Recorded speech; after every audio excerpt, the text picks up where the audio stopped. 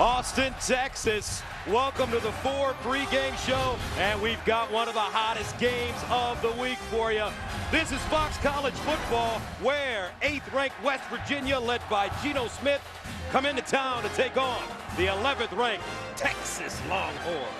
Hi, everybody. Gus Johnson along with Charles Davis. Partner, they've been talking about this one all week, all over the country. And the big reason why, the man you mentioned, Geno Smith, the quarterback at West Virginia, obviously the leading Heisman frontrunner. But tonight, he'll get his biggest challenge of this young season because Texas's defense has not played their best game of the year. They believe they'll show it tonight, and they want to create a lot of turbulence in the pocket for the young man from West Virginia who can fling it. All right, coming up, 2 undefeated teams playing their second conference game, and we will have the opening kickoff and the impact players coming up.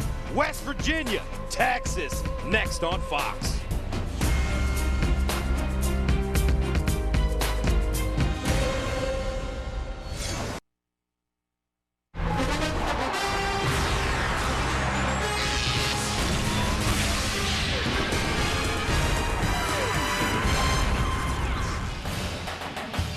Darrell K. Royal, Texas Memorial Stadium. This is Fox College football, presented by Geico.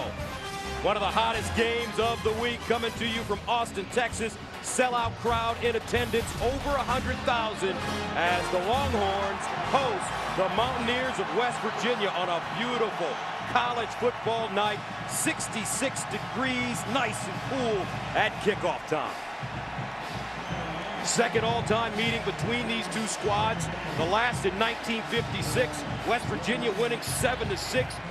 And this man, Geno Smith, will get an early opportunity. Texas won the toss, deferred. So West Virginia will receive the football. Nick Rolls will send it away for Texas. Tavon Austin, Stedman Bailey back deep.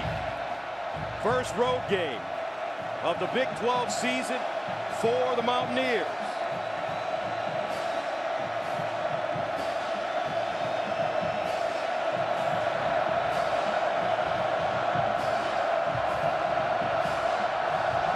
And we're underway from Austin. And they'll start inside the 5. Tavon Austin gets to the corner at the 20. Austin cuts it back and down at the 47-yard line. A 43-yard return. Tevin Jackson with the tackle on special teams for UT. And that brings us to the Taco Bell impact players. Geno Smith, the leader for the Heisman Trophy.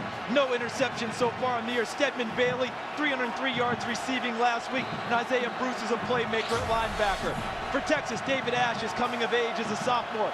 Joe Bergeron is a hammer as a running back. And Quandre Diggs leads the secondary that needs to play awfully well this evening. First down and 10 at the 46-yard line for Geno Smith.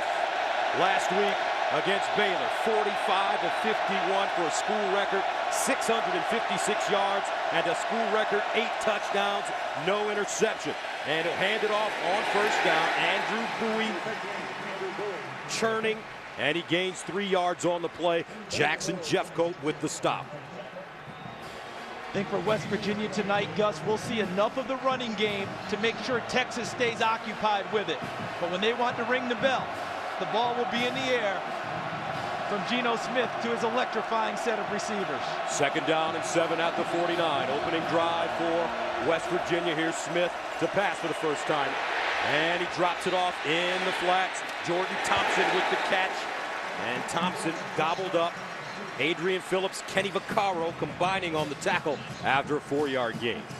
And already a good sign for Texas in the secondary. They combined and tackled an open receiver who was running with the football. That's been a problem for them all year. Missing tackles that turn into explosive big plays. Mac Brown told us yesterday the most important thing for Texas is to get off the field on third down. They've got to make plays. 3rd and 3 at the 47. Bowie, the pistol back. Here's Smith. Steps up in the pocket and delivers. Under pressure, Geno Smith finds Tavon Austin for first down. A gain of 9. You talk about a quarterback showing some courage in the pocket because Steve Edmond, the linebacker, right in his face as he delivered that strike for a first down. First down and 10 at the 38, and they hand it off. Bowie with a lot of running room. Breaks a tackle, hits the sideline with a blocker. Bowie out of bounds inside the Texas 10. Michael Thompson there to usher him out of bounds, but that's a gain of 30 yards for Andrew Bowie, the sophomore from Jacksonville, Florida. And no sooner do we praise them for making a tackle in the secondary, we got our first big miss of the night, and it's Kenny Vaccaro, usually a sure tackler in the secondary, misses Bowie and gains extra yardage for West Virginia. Brings up first down and goal at the 8. Cody Clay, Andrew Bowie line up behind Geno Smith. Play fake, Smith underneath, caught, and touchdown. Stedman Bailey, who had 5 touchdowns a week ago against Baylor in Morgantown, scores 5 plays, 54 yards. West Virginia scores in 1 minute and 58 seconds. And not only did they score quickly, they showed toughness on this drive. Geno Smith staying in the pocket, taking the big hit on a 3rd down for a completion, and then coming back and finding Bailey for the initial touchdown of the night. So Tyler Bittenkurt comes in to tip the extra point, and it's good. Geno Smith wasting no time. Mountaineers on their opening drive, hitting pay dirt. West Virginia up 7-zip.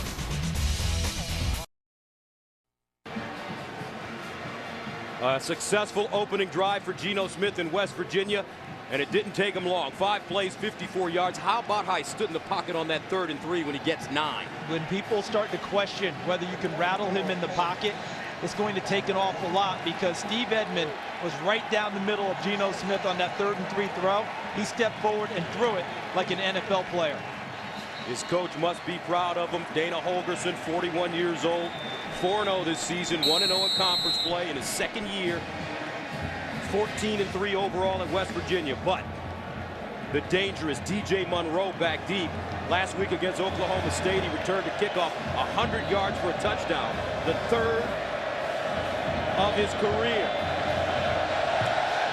Corey Smith sends it away, and Texas will get a chance.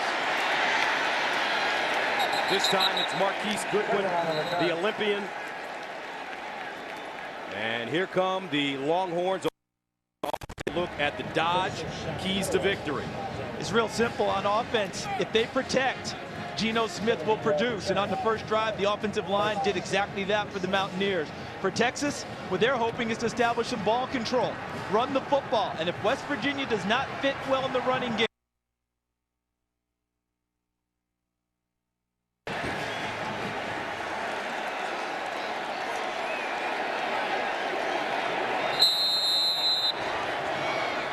first down and 10 at the 17-yard line for David Ash.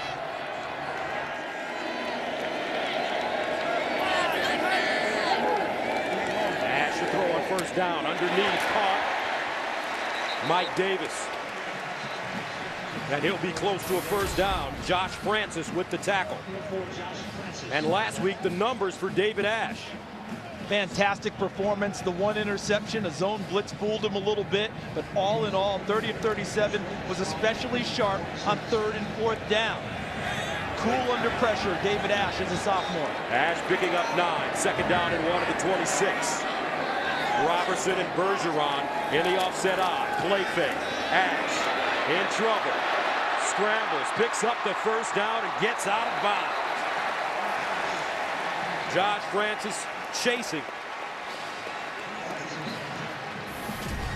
And once again, the keys to victory. We saw protect, and produce. The offensive line protects Geno Smith. He produces big time. For Texas, they're going to want to run the football at some point. Establish some ball control. If West Virginia does not tackle well, stop them, shut them down, then they get the horns. First down and 10 at the 34 now for the Longhorns on their opening drive. And they've gone big. A couple extra tackles in the lineup now. And they hand it off Bergeron. He'll be lucky to get back to the line of scrimmage. Isaiah Bruce, their leading linebacker, with the stop. And West Virginia very proud of the way they defend the run. Last week against Baylor, they ended up holding Baylor to 2.6 yards per game running the football. Texas believes they're more committed to running the ball. We'll find out as things go on, but plays like that from Isaiah Bruce, that's what West Virginia's looking for. 2nd down and 9 at the 35. Bergeron, the single setback. And they give it to him straight away. We'll get to the 35 and up to the 36, maybe the 37 on the play. As Shaq Rowell comes up with the stop, the nose tackle. And here we are with a 3rd and long, exactly. With the defensive coordinator, Joe DeForest from West Virginia is looking for an opportunity to get off the field, make them throw the football because they couldn't run it effectively on first and 2nd down.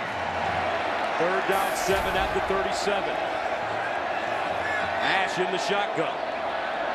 Jay Johnson comes in on 3rd down. Here's Ash. Finds Johnson wide open. Down the sideline. Johnson out of bounds at the West Virginia 15. What a call by the Texas Longhorns offense. Darwin Cook pushed him out of bounds and a flag on the play. Now look, Jay Johnson is right here. Who's going to cover it? Here, here. Watch what happens on the play. Absolutely no one. We've got a blitzer. We've got someone covering the inside receiver. No one outside for Jay Johnson. Not going to be much easier than that for Texas all evening. Last week, Jay Johnson, 4 catches, 45 yards. Personal foul, face mask, number 25, defense. Pending to be enforced half the distance to the goal. 1st down. That's Darwin Cook, the redshirt junior safety. You see at the end of the play right there as he tries to get Johnson out of bounds, grabs the mask, and that tacks on the additional yardage for Texas. Keep in mind as this game goes on, we know about West Virginia and how prolific they are on offense. Don't expect Texas to back down and strictly run the football. They will run their entire offense this evening, and that means the ball can be in the air, and now it looks like the wild formation. Jonathan Gray in the game. Matt Brown telling us they have to score on every possession. At least 3. 1st down and goal at the 8 after the 46-yard gain. Here's the Wildcat. Gray keeps it, running right. And he gets inside the 5. Darwin Cook, the safety, with the tackle. They're going to go quick now. Ash back in. Hands it off. Texas using the freshman Jonathan Gray. Remember, Malcolm Brown, usually their starting tailback, out with an ankle injury. So Gray, the prolific high school star, will get more touches tonight. Now they're going to go bigger because Bergeron has come into the lineup to carry the football. He's their thumper. Let's see if they decide to go inside with him. Or could they go play action here with Ash? Bergeron out wide. Now he shifts into the backfield. 3rd down goal. Bergeron looking. Touchdown, Texas.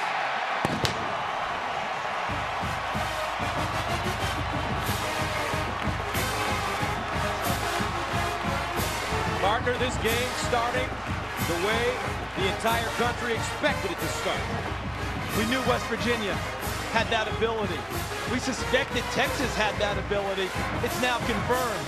This could be wide open all evening long. Last week against Oklahoma State in Stillwater, Texas, 440 yards of total offense, 80 plays, 36 and a half minutes in time of possession. The time of possession could be a very interesting stat to pay attention to for Texas tonight. Just like that, 2 possessions, 2 touchdowns. Jay Johnson, 46 big ones, and Texas hits pay dirt. We're knotted up, 7 apiece in Austin.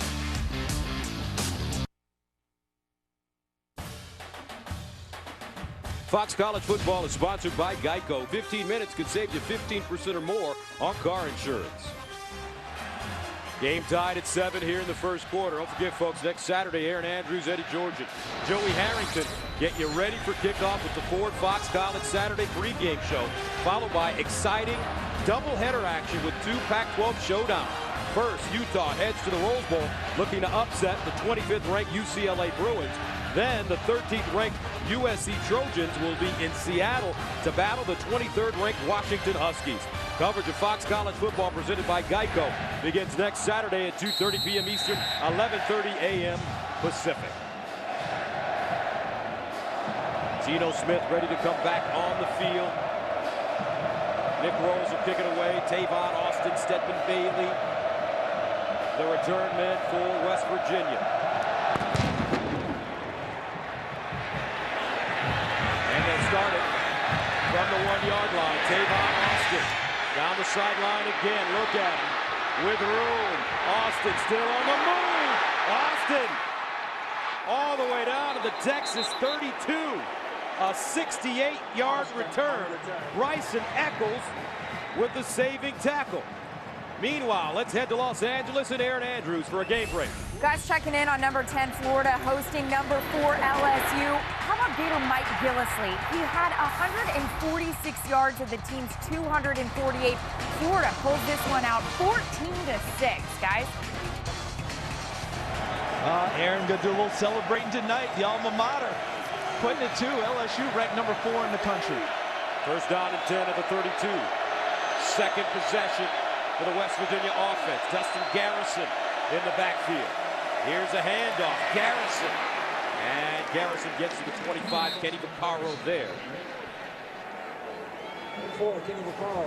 The right side of the West Virginia offensive line is having an impact in this game early. Joe Madsen, the center, is their best player up front. But Jeff Braun, who played right tackle last year, moved back to his natural position at guard. And Pat Egger, number 76 on the right tackle, they are clearing a nice hole on running plays early for West Virginia. Second down and 4 at the 26. Here's the delayed handoff. Dooley, and he's wrestled down. Great job, Chris Whaley. Back up, defensive tackle, making the play. Former running back felt comfortable in the backfield making that play. Type of play that you have to have against West Virginia. Any type of a lost yardage play to make it 3rd and long is a big help for your defense. A loss of 5, 3rd and 9 at the 31. Mountaineers need to get to the 22 for first down. Play fake. Smith in trouble. Smith will not get the first down, about a yard short. So the Mountaineers with the decision to make right now on 4th down. Chris Whaley with the tackle. Now we're going to see the turbulence in the pocket, because this is the first time all year West Virginia is going to face true pass rushers. Guys who will do it on the next level. There's Okafor, 80 doing it. The 2nd and 3rd reactions of Geno Smith will be huge in this game, facing that type of pressure. So Tyler Bittencourt comes in to attempt a 42-yarder. And he shanked it. May have been blocked. That's a win for the Longhorns.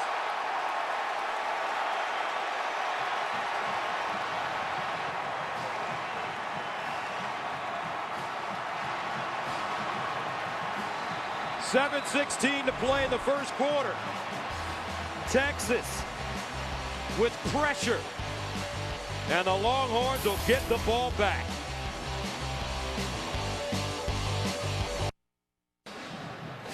Welcome back. Introducing the UPS Team Performance Index, a new statistical measure that looks at the efficiency of a team's offense, defense, special teams, and miscues to define their competitive advantage. Check out the UPS Team Performance Index throughout the season for a look at the logistics behind a winning team. And Florida played above their index today to beat LSU. So Alex Okafor, 7th block of his career. Very timely for Texas. First down and 10 at the 35 for the Longhorns. David Ash in the shotgun. Jonathan Gray, the pistol back. Here's Gray. Gets it back inside. 32, Jonathan Gray. Speaking of some big scores in college football, let's take a look. There's Colin Klein leading Kansas State. That game was close early, and then Kansas State went crazy later on down the stretch. And how about Florida? Mike Gillislee, 146 rush yards, 2 touchdowns. Iowa State, you kind of felt like that one was coming after the suspension of Casey Paul Hall, the quarterback from TCU. And Stanford, comes back late in the game, gets it to overtime, and outlasts Arizona. Second down and 8 at the 37. Here's the pitch, Gray. And Gray leans forward, and they were so impressed with the way Jonathan played last week at Oklahoma State. His patience at the top of the list. He does not run like a true freshman who ran for oodles of yards in high school, who could do whatever he wanted on a field, make extra jukes, extra cuts, and still beat people to the corner. He runs like a veteran. Where's the hole? He gets there in a hurry. One cut and goes. And those runs pay dividends as the game goes on.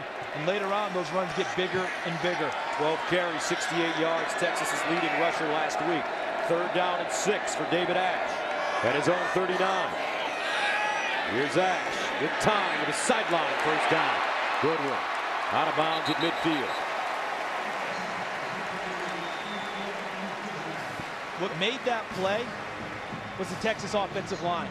The amount of time they gave David Ash to come off of one receiver, get to another one. He could have gone to the check down. They had a shallow cross with Mike Davis underneath, but instead he had the time and found Goodwin downfield for a first down.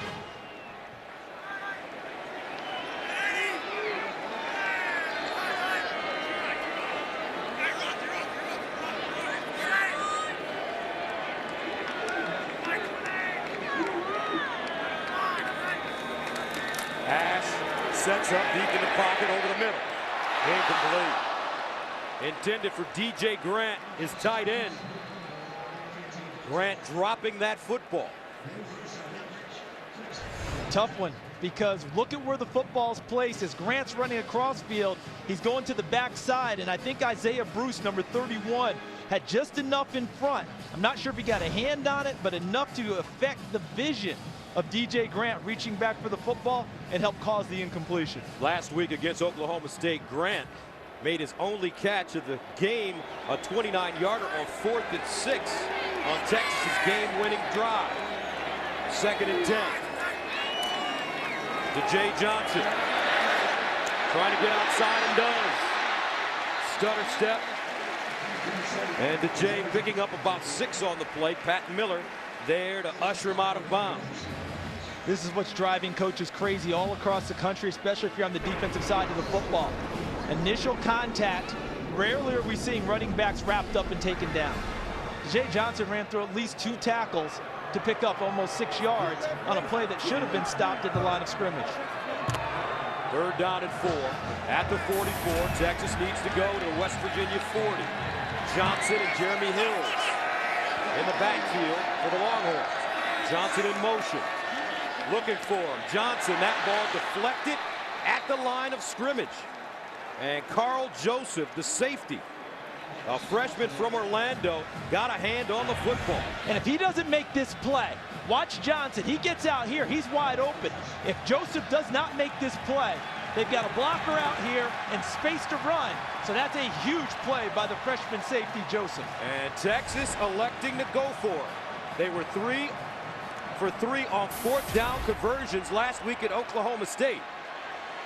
7 of 8 this season. 4th and 4.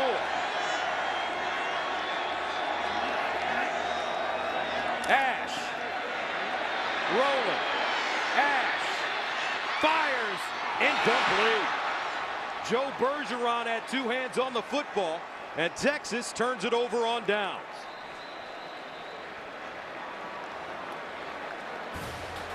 So the Longhorns gambling doesn't pay off. Excellent field position for Geno Smith and the Mountaineers.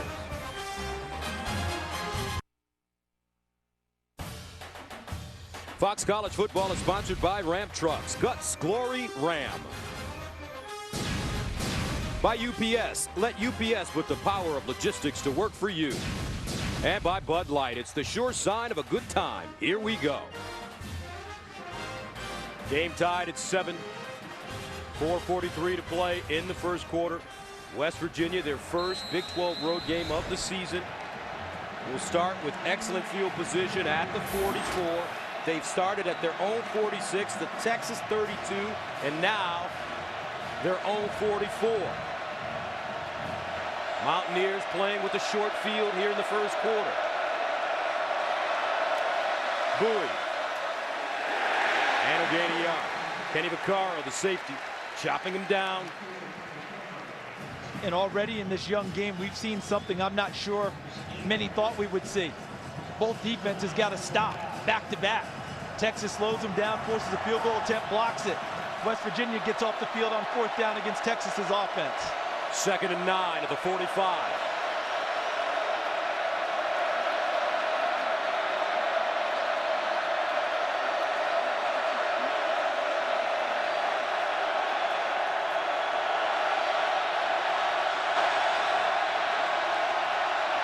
Smith hands it off to Bowie, and Bowie tracked down in the backfield. That's Brown with the tackle. And that's a young freshman, Malcolm Brown, playing defensive tackle. Look at him. Straight ahead pursuit, follows his teammate right to the ball. Geno Smith over the middle. Caught, but not enough for a first down as J.D. Woods grabs it, but Texas swarming to the football. Quandre Diggs, first man to him. And they're going for it on 4th down and 2. Be careful of a hard count here, trying to get Texas to jump with this field position. They may end up trying to take hard count and then go in timeout.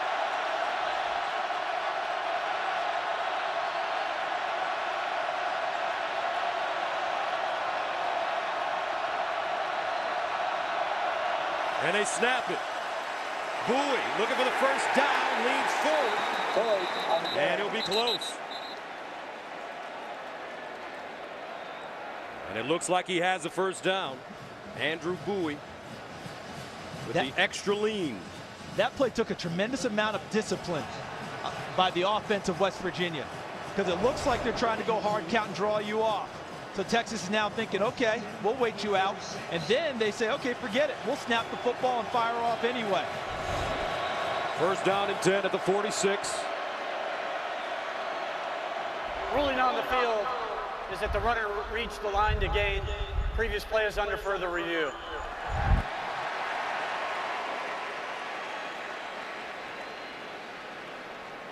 Take a look at where Andrew Bowie bounced down for the first down. Let's do the tackle there. He's still on his feet. Hand goes down, but that still means he's up as he leans forward for the first down. See him backing his way in, but as he goes down, the hand is still up. He's fine there. Wait till the forearm hits. And now the knee is down right here. There's your football. They've got to determine if that's far enough for the first down.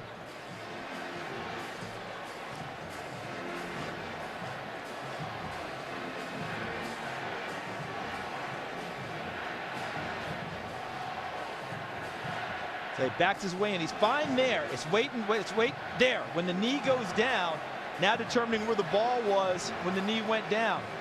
Is that far enough for the line to gain for a first down? Boy, that's awfully close. And that's an unofficial line there.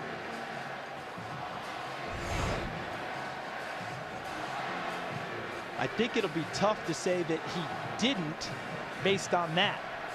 Mike Pereira, our rules analyst at the Command Center in Los Angeles, joins us. Mike?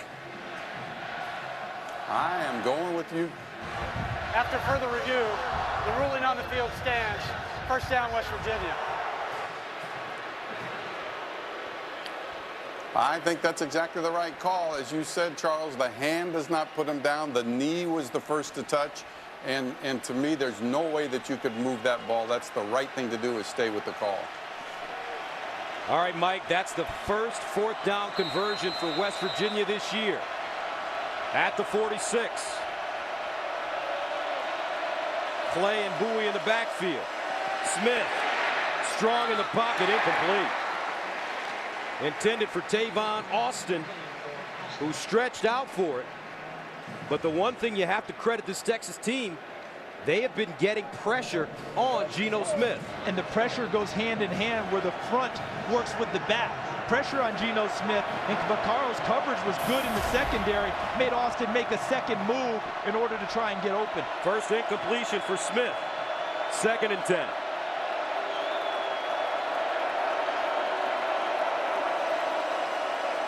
Near side.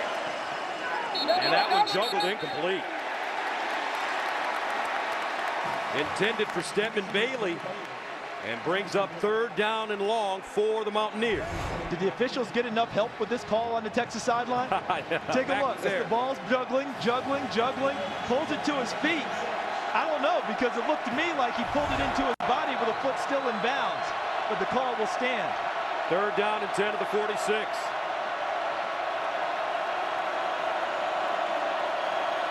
Texas blitz. Smith underneath, caught by Austin, but he is tackled immediately. DeMarco Cobbs. The defensive backs and linebackers for Texas early in this game are doing a nice job snugging up to the receivers, trying not to give them much room to maneuver. So another 4th down. They need 4.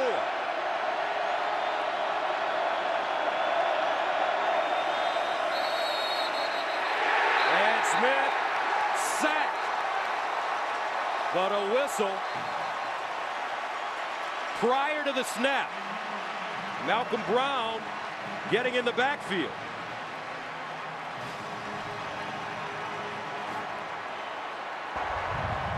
Prior to the snap, timeout, Texas.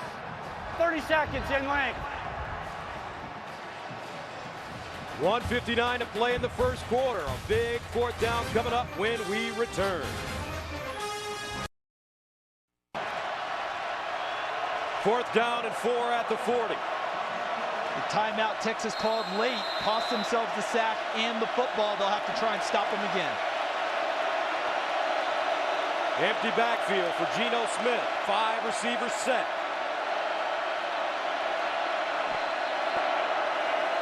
Smith over the middle. Caught. Austin trying to get outside and does. Austin, the afterburners. Austin, touchdown. 40 yards on 4th and 4 for Tavon Austin, the senior from Baltimore Dunbar High School.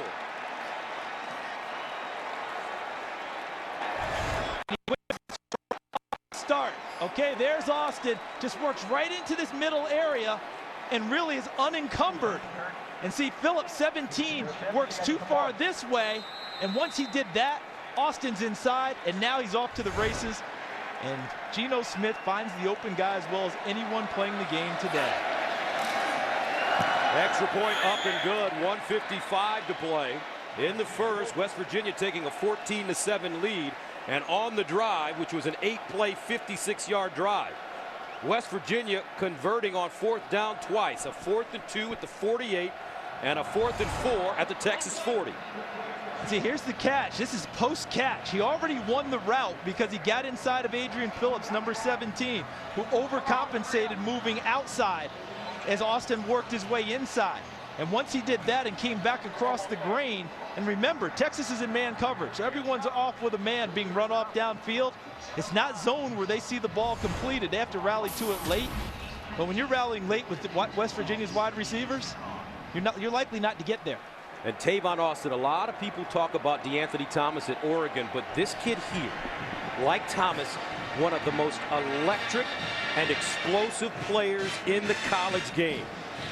Another example just seen.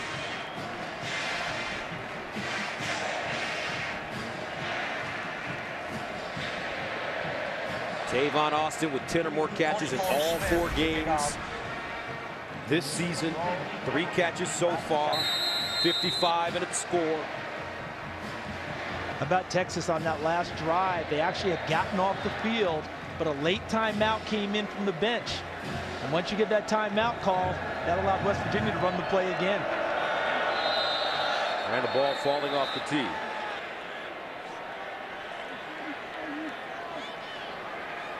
Mac Brown, when we talked to him in his office yesterday, he was hoping for a Lubbock wind. He was, wasn't he? Let that bad boy swirl around, and he wants every obstacle possible for Geno Smith, who right now is not letting too many obstacles deter him or his Mountaineers.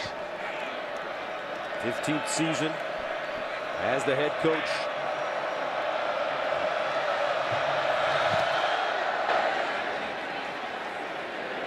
This one will not be returned as Goodwin takes a knee. Let's go back to Aaron Andrews in Los Angeles for a game break. Guys, how about 3 quick scores for number 6 South Carolina over number 5 Georgia? And this is Ace Sanders with the 70-yard punt return.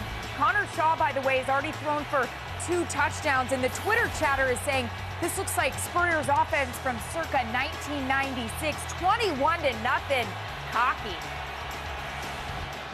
Well, the old ball coach must be happy so far with the way his Gamecocks are playing. And they beat Georgia last year with big plays, as we all remember. Aaron and crew, big punt with Melvin Ingram for a big play. Had a shootout. Right now, they're getting the better of the Dogs. From the 25 for Texas on first down to Jay Johnson. And Johnson gets to the 27. Isaiah Bruce, the outside linebacker, with the tackle. Last week, West Virginia won 70-63. So that doesn't do a whole lot of good for your confidence if you're a defender for West Virginia. But I like the enthusiasm they're playing with tonight. I think Texas, as this goes on, they're going to want to test their corners. They want to see what Broderick Jenkins, number 23, and Pat Miller have in the confidence tank after last week. Second down and 8.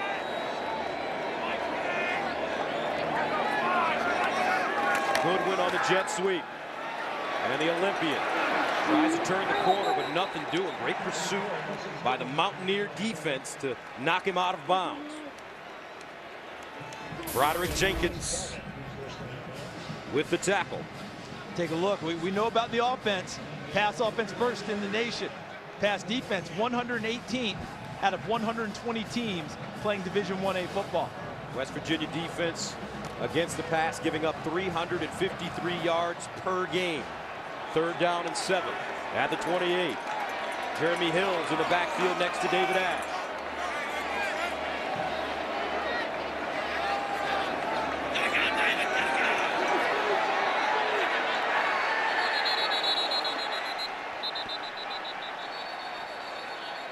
Too much time.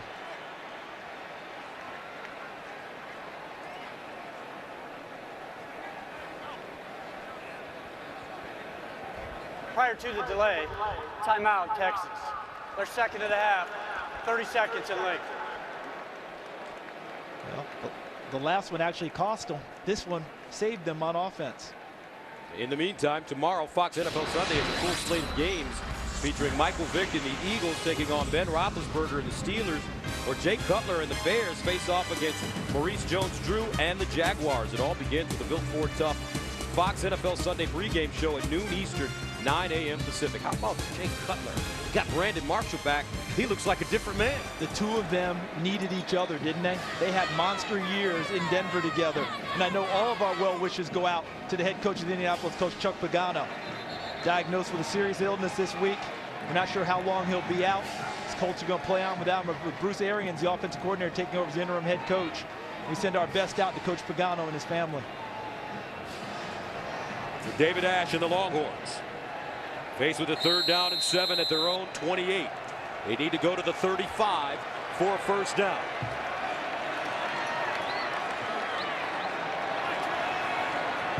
Hill's a very dangerous man in the backfield on third downs. Play fake. Over the top. Incomplete. M.J. McFarland, the redshirt freshman, the intended receiver. Ash taking a shot. And Texas forced to punt the football. So Geno Smith's not the only one facing a little turbulence in the pocket. How about David Ash trying to stay in there with Josh Francis, a guy that they call Baby Bruce Irvin for his pass rush ability. That ball just a little bit too far for M.J. McFarland. And Tavon Austin is back deep as Alex King prepares to punt it away. Austin allows it to take a bounce, and Austin slung out of bounds. Nicely done, Ryan Robertson. 47-yard punt and a 3-yard return. So for the first time in this ball game, West Virginia will play with a longer field. Yeah, their field position has been excellent because the kickoff return game has been particularly good to West Virginia, both times on the left side. And now, see if they go the long way. But you know something? I don't think that phases West Virginia very much. They don't care about field position, but they have such confidence in their offense. But for Texas, this is key for their defense. Geno Smith starts from his own 28, hands it off to Bowie, and Bowie maybe a yard. Kenny Vaccaro with his nose in the play.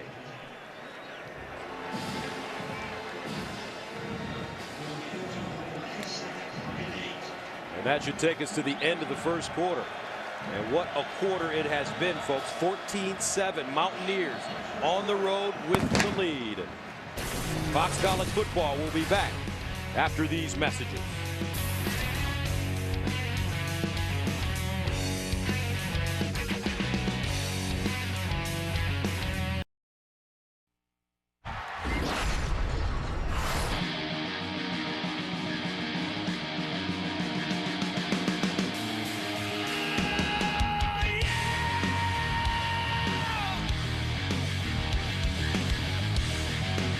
Welcome back. Austin, Texas. Darrell K. Royal, Texas Memorial Stadium, 14-7. Mountaineers leading on the road. Geno Smith faced with a 2nd down and 8 at his own 30. They fake the reverse, set up a screen. Bowie with a 1st down and more. Cuts it inside. And Andrew Bowie, tackled by Chris Whaley, picks up 17. Like the call from Dana Holgerson, because he's realized the pressure has been ramped up from the Texas defensive front, and he let them get turned loose towards the quarterback off the fake reverse and throws a screen to combat the pressure and try and tamp it down a bit.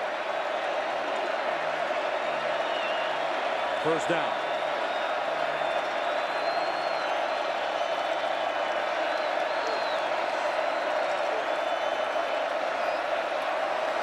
Bowie running left this time with room, gets to the sideline, turns it up, and out of bounds at the Texas 30.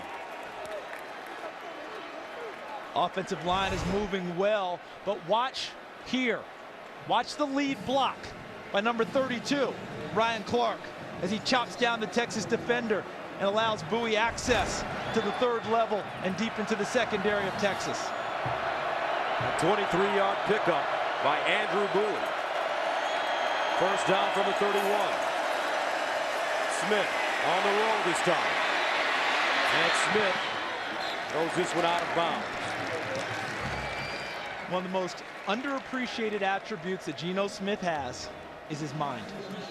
This young man eats, dreams, breathes footballs. We see the total yards, West Virginia up by 60 on Texas. He told our Eddie George earlier this week that he sees every football game as a chess match. And he is the chess master running things. Here's a handoff to Bowie. Bowie crosses the 30. You know, they give the team the game plan on Monday, sometimes Tuesday, and Geno's in there bugging them for it Sunday. And as soon as he gets his hands on the initial copies, he gets it out to his receivers, telling them, let's get it together and let's go. 3rd down and 9.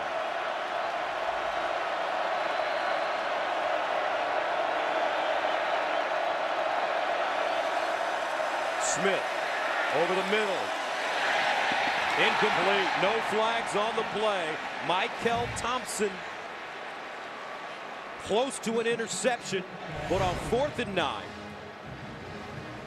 A lot of people wonder, why do you throw this ball into what appears to be double coverage? Why didn't you see that? You know why? Because he counts on his receivers to win a lot of routes. And on 4th and 9 at the 31, West Virginia going for it.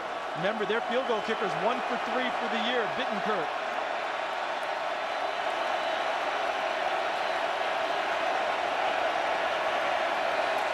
Geno Smith to the sideline. A strike and a 1st down at the 20-yard line. Tavon Austin. Who else? Offensive line won the battles up front to keep Geno Smith clean in the pocket. That allows the receivers to run the routes they want to, shake themselves free, and pick up the 1st down. The handoff to Bowie with a blocker in front. Bowie lowers his shoulder and gets to the Texas 4. Michael Thompson there but it's a 14-yard gain coming right at you. And if West Virginia is going to be able to run the football like this all night, I'm not sure the Texas defense stands a chance. Another handoff, this time the hole plugged up. And you could hear that clash from way up here. Adrian Phillips, who's been criticized for his tackling. Oh, Kendall Thompson also there. 2nd and goal at the 4. Play fake. Smith. And he'll throw this one out of the back of the end zone. The second intelligent incompletion of this drive by Geno Smith. Avoiding the sack, avoiding the loss of yardage, didn't have a play downfield, didn't force anything. Lives to fight another play. 11th play of the drive that started at the West Virginia 28, 3rd and goal at the 4.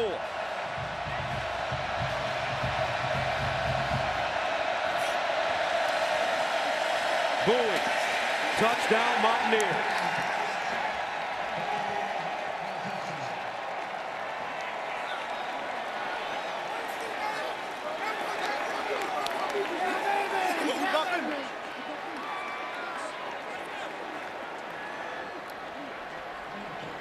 So West Virginia silencing this Texas crowd. 12:22 to play in the second. Mountaineers trying to go up by 2 scores. And they do. West Virginia taking control of the offensive line right now, running the ball at will. David Dash has to get Texas going after watching the touchdown by West Virginia.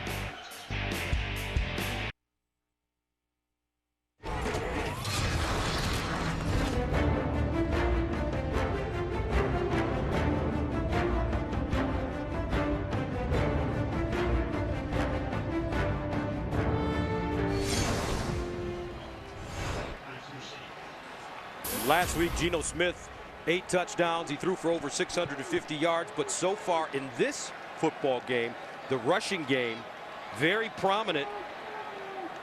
Andrew Bowie with 12 carries for 74 yards. And on that drive, don't forget the screen pass for 16 yards helped him accumulate the 62 total. They helped put him in the end zone. DJ Monroe, Marquise Goodwin back deep. Corey Smith sends it away. Goodwin from the 6. Goodwin with a lane. Goodwin turns it on and gets all the way up to the 45. Olympic speed, folks. A 48-yard return. He saw a crease and turned on the Jets. To the left side of your screen, gets an initial block there from Monroe, slips a tackle, good block out there by Bryant Jackson, number 16, and then the Jets come into play. 10th place in the Olympics in the long jump in London. So Texas will start at the West Virginia 46. Special teams a big factor in this ball game already.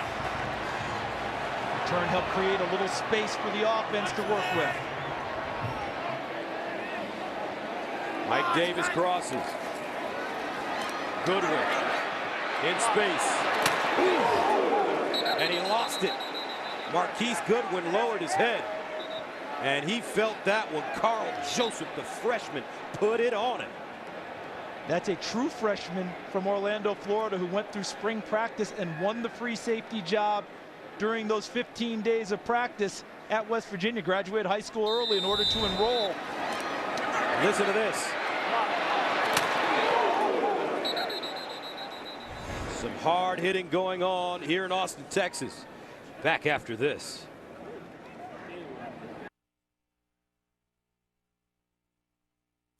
Fox College Football is sponsored by the 2013 Buick Verano. Unexpected luxury in a car this size.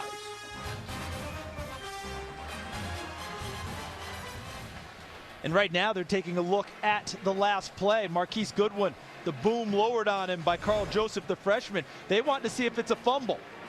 Here's the hit by Joseph, number 8. Ball is shaking free before Goodwin goes down. And then look who comes in, swoops in and gets it, Isaiah Bruce. So to me, that's a fumble and a clear recovery by West Virginia. To me, this call should go West Virginia's way. See, the ball's working its way free from Goodwin before he hits the turf.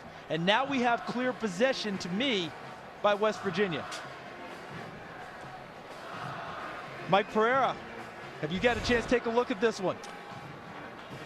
I have, and I leave it all to you. I think you're dead solid right on that. You know, you look from behind, and the key is before After that knee further hits, review, the ball's already sliding The out. runner fumbled the ball, was recovered by West Virginia.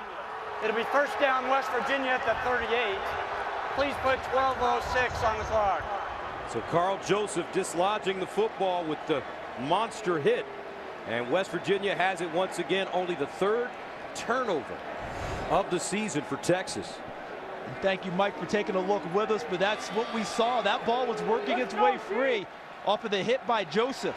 And right now, Gus, in this game, the biggest hits, the biggest blows are being dealt by West Virginia. Their offensive line against Texas's defensive front in the running game, and then that hit by Joseph from the secondary.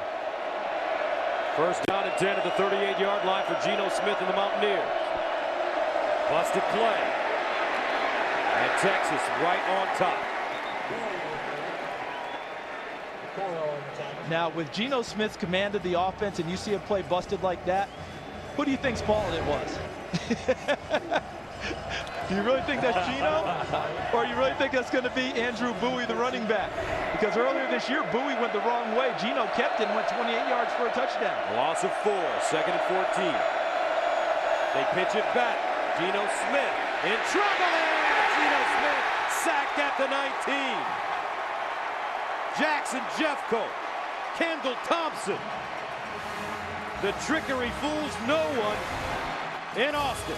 Credit the guys back there, the defensive secondary. They were not fooled, did not have their eyes in the backfield, watching the action and losing the receivers. They stayed with them the whole way. Brings up third down and 27.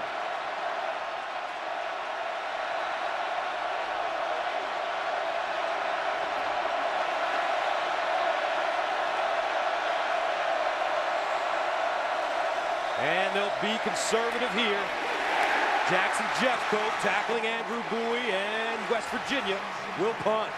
And that shows some maturation by the Texas defense at a time that their team, the overall Texas squad, needed a stop on defense. They went out on the field and gave it to them.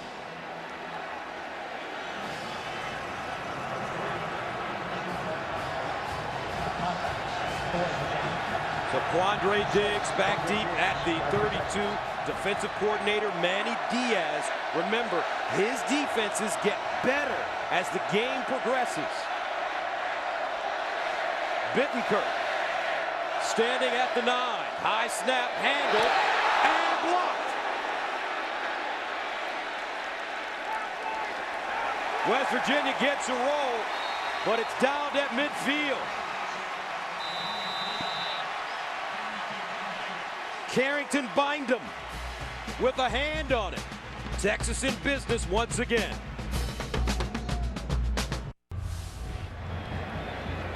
All right, Aaron, we've got a good one brewing here. 21-7 West Virginia.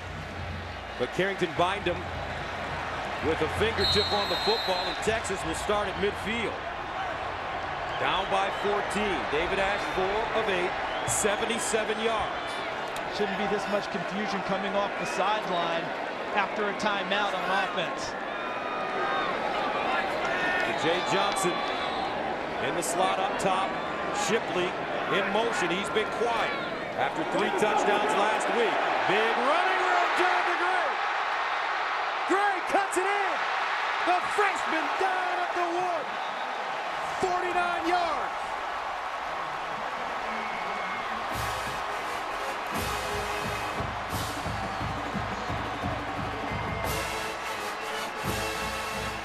What a great looking set of confused players Texas had on that run, because they looked like they were having trouble figuring out what the offensive set was. Finally got it in gear, and then to the left side of the line, Gray on a serious jaunt.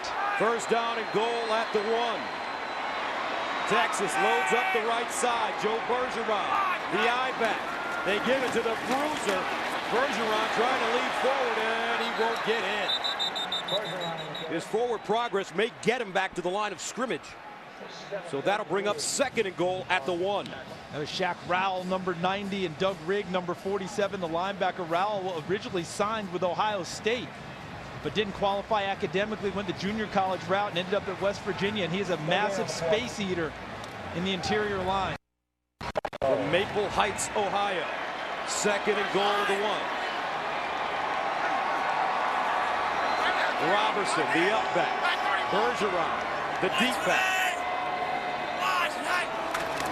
Bergeron, touchdown.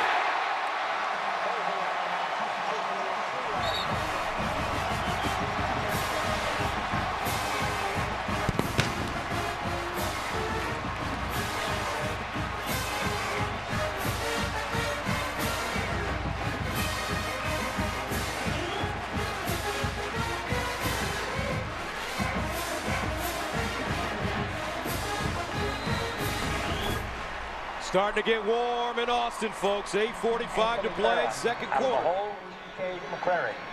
Anthony Farah, the Penn State transfer, in to attempt his 2nd extra point. And it's good. But the defense making this possible.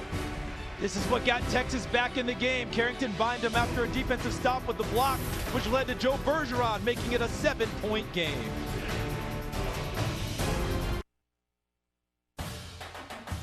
Fox College Football is sponsored by the Samsung Galaxy S3. The next big thing is already here. By Firestone, reminding you that whatever you drive, drive a Firestone. And by Liberty Mutual Insurance. Responsibility. What's your policy? 21-14 West Virginia. But the momentum has shifted a bit with Texas. And the running game very effective as you take a look at the drive. Bergeron with the 1-yard score, but it was Jonathan Gray with the 49-yard gallop to set the Longhorns up. And Texas's defense had field position on their side last drive and used it well. They cannot afford to give up another big kickoff return to West Virginia and hurt them on field position. Nick Rose wants to put this one in the back of the end zone. No, he squibs it. He let it go all the way through, picked up by Austin. Austin trying to get outside and set Marines at the 13.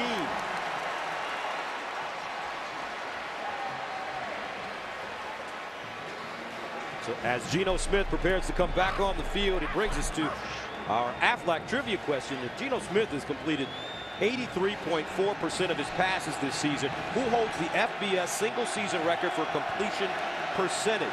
Wow. And he was a pistol. Ooh. 1st down and 10 at the 13. You like that, eh? That's good. That's a good hint. Andrew Bowie in the backfield. Crowd really getting into it now. Bowie breaks it back. Stood up and driven down. Terrific looking play by the middle linebacker, Steve Edmond. And last week against Oklahoma State, because of the youth of these linebackers, they took some bad angles on tackles. It looks like they spent a good week working on that. And West Virginia taking control of the offensive line on the last series. Texas trying to get back to it. Underneath, nothing again. This time it's Jordan Thompson. And the swarming Texas defense brings him down. So it's a loss of 1 and a loss of 3 on this play. Back to back. Brandon Moore, Kenny Vaccaro. Remember, Manny Diaz was hired as the coordinator because Matt Brown feels that he makes some of the best adjustments for a coordinator in all of college football. 3rd and 14. Geno Smith. And Smith lost it. Loose. Jeff Cook there. Touchdown, Texas.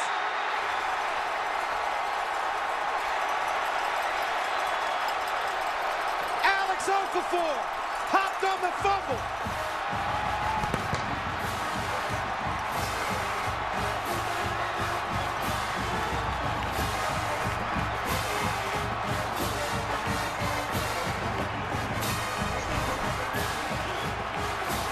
From the backside, Okafor And on the bottom, Jeffcoat, his running mate at defensive end, falls on the football. Okafor rakes it free. Jeffcoat gets it. The bookend defensive ends combine for the touchdown. In the end zone, touchdown. Look at the ball free right there. And you see Jeffcoat taking it, pushing it, and as he recovers it, he's not in the end zone. This should be 1st and goal inside the 1-yard line for Texas. That's his football.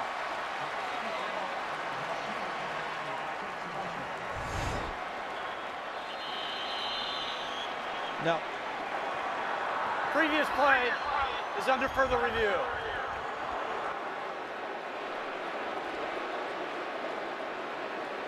I think this one's evident too, guys.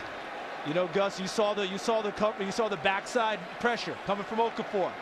He gets to Geno Smith, rakes it free, and Jeffcoat gets the football. What I believe is going to happen here is that Jeffcoat has clear possession on the recovery, but he's not in the end zone. So Texas will have the ball 1st and goal inside the 1-yard line. What's been the difference over the last few series for this Texas defense? I think that the coverage has gotten better in the secondary and the linebackers.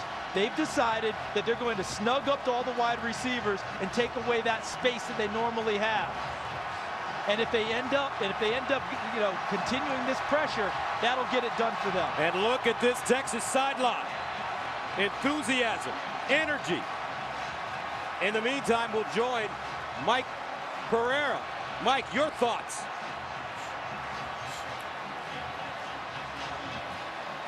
Yeah, you know, I tell you, interesting play we have here, because he falls on the ball initially, but he must maintain control to get clear possession. And watch the ball squirt out immediately under his chest, and now he's going to regain possession with the ball maybe touching the plane of the goal. I mean, if I look at this, to me, I don't think he clearly had possession until he finally regained it the second time when the ball broke the plane. So remember, they ruled touchdown. Tough one they have to look at here. So, Mike, my question would be, though, when he grabbed the football and as it went underneath him, he was prone on the ground. After further review, the ruling on the field is confirmed. Touchdown. Remember, the key is that when recovering a fumble, just like making a catch, if you're going to the ground, you must maintain possession when you hit the ground. And that ball scooted loose, and then when he regained the possession, it had actually broken the plane. Gotcha. So that is the right ruling to stay with the touchdown. All right, Mike, wonderful job. Texas with 7:37 to play in the second with an opportunity to tie this game up. Anthony Ferreira. We've got a ball game in the Lone Star State. 7:37 to play in the second. Longhorns, Mountaineers tied it. Jackson Jeffcoat with the fumble recovery in the end zone after the Alex Okafor sack. Manny Diaz's defense wreaking havoc over the last few series against the West Virginia offense, and we're tied at 21. Really believe they're getting great help from their secondary and linebackers now in coverage, making it take a little bit longer for Geno Smith to find people downfield, which increases the level of the pass rush. Look at the points off turnovers for the season for Texas. A decided advantage. Nick Rose will kick it away. He squibbed the last one. Tavon Austin, Stedman Bailey back deep. And he'll squib this one. And the ball covered up at the 27.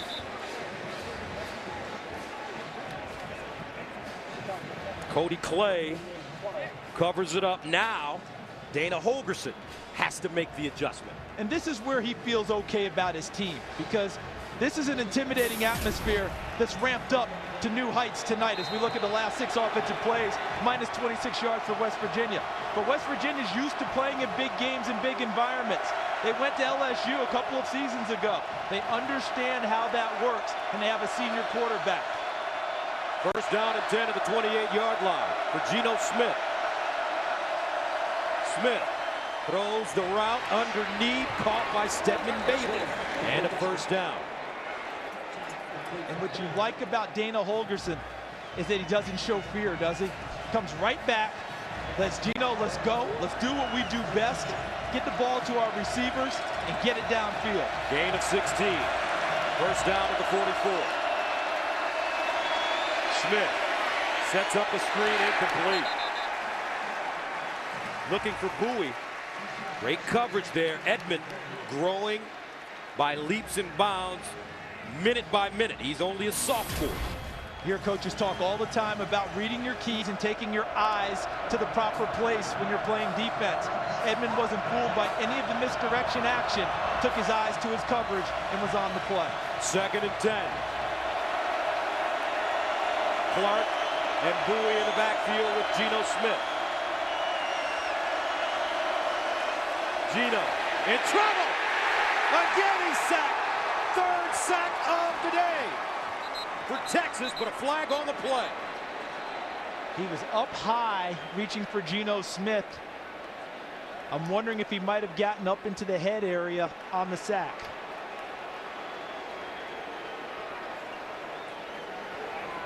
Personal foul, hands to the face, number 85 defense. 15-yard penalty from the previous spot, and the player does not have to leave the game because the foul caused his helmet to come off. Watch, coming from your left side is the main pressure on Geno Smith, but they also get it in his face. Right there, there's the miss by Reggie Wilson. But the penalty is inside. Look at Dorsey, 85, right in front of you. There's the hand working against the offensive lineman. And that ends up taking his helmet off. That's why the call was made. First down at the 41. Far side, ball caught by Bailey, spins out of trouble. A 7-yard gain. Steve Edmond brings him down. That move by Stedman Bailey, Carrington Bynum had him lined up for the big hit and tackle, and he made it miss in open field. 2nd down and 3. And Bowie with a first down and more. Protecting the football, gets to the Texas 15. A 19-yard gain. Michael Thompson with the tackle. West Virginia's playing against type most of this first half in their ability to run the football. Coming into the game, the storyline was, what would Texas do running the football, and how would West Virginia make just a few yards? Instead, it's been turned around a little bit. 16 carries, 91 yards for Bowie. He's averaging 5.7 yards per carry.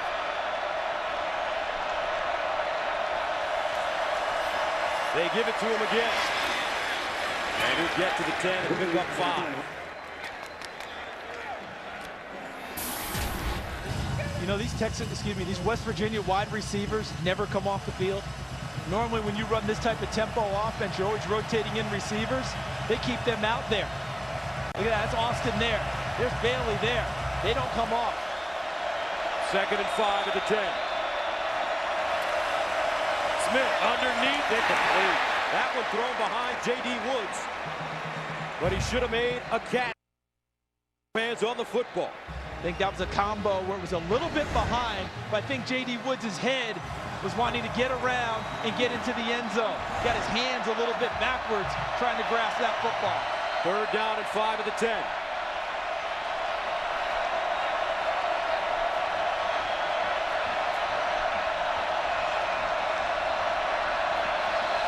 Smith to throw. Smith sacked for the 4th time. Wow! Desmond Jackson out of nowhere. And that's the defensive lineman inside, winning on the initial move. Whoosh! Right away, just goes right past number 77, Josh Jenkins. Geno Smith, self-preservation, took over, had to take care of the football. There's Manny Diaz. His schemes really starting to take effect now. Bittenkurt in to attempt a 37-yarder. He had a 42-yarder block. This one up. And perfect. But West Virginia settles for 3 points. 4:51 to play, 2nd quarter, 24-21. Texas with the ball after this. Welcome back to Austin, 24-21 our score. deep into the second quarter. Let's answer the Aflac trivia question. Geno Smith has completed 83.4% of his passes this season. Who holds the FBS single-season record for completion percentage? You got to think deep in the heart of it, don't you? Don't you got to think a guy used to play here and wear burnt orange? That's right, Colt McCoy, 2008. And that's been part of Texas's problem in recent years. They haven't had a Colt McCoy running their offense. David Ash trying to fill the breach now as we see him in the Ring of Honor here at the stadium. David Ash ready to come back on. Corey Smith will send it away. Jay Tom Johnson and DJ Monroe back deep. It's short, picked up at the 25. Up to the 33-yard line is Robertson. So Colt McCoy with 4:48 to go. The numbers, 4 of 8, 77 yards. But the running game has been very effective. Jonathan Gray, 5 carries, 59. One of those a 49-yard sprint really opened things up for them. From the 33.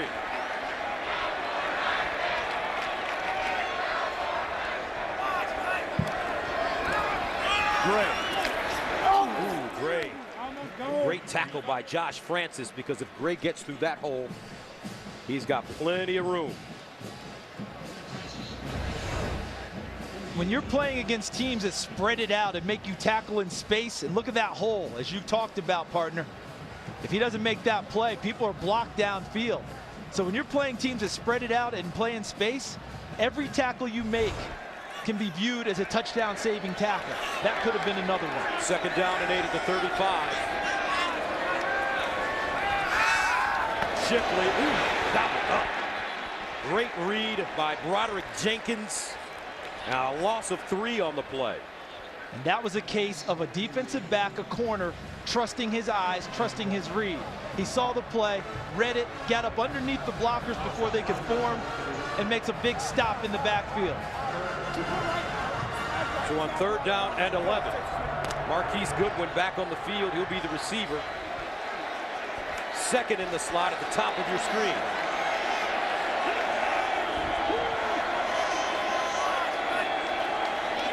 David Ash steps up, fires.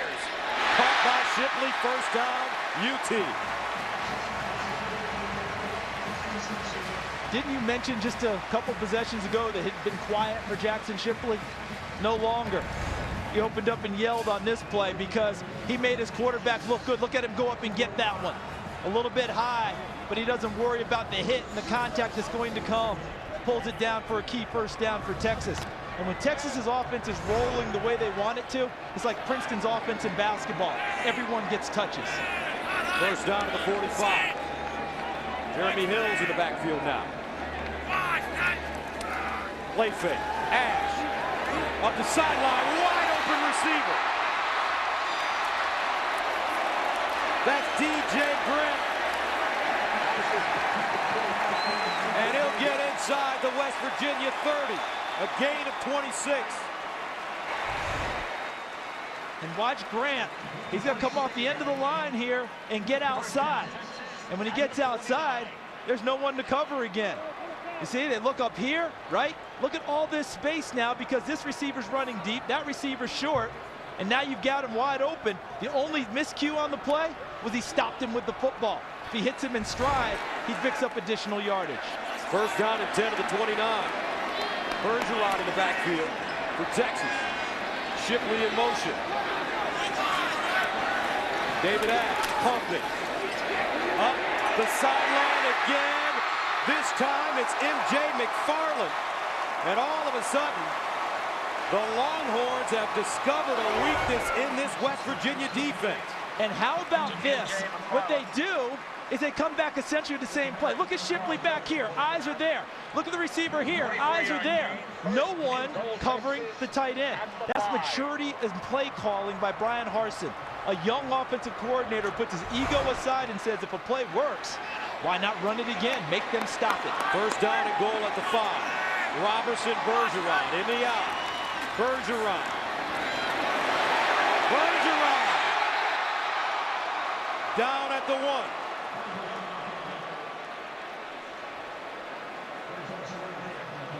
140 and counting.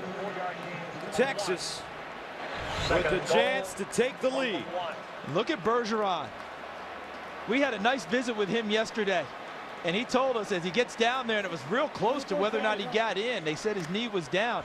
He said when he was 10 years old, he weighed about 160 pounds and had to play tackle in Pop Warner football.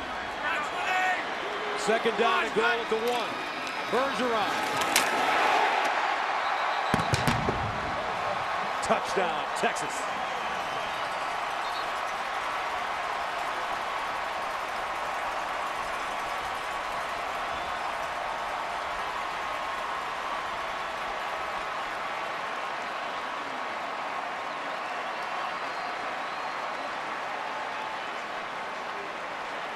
Remember when West Virginia was punching first earlier in this game? Texas has come back out of their corner and started swinging back. Out of the hole, Prairie.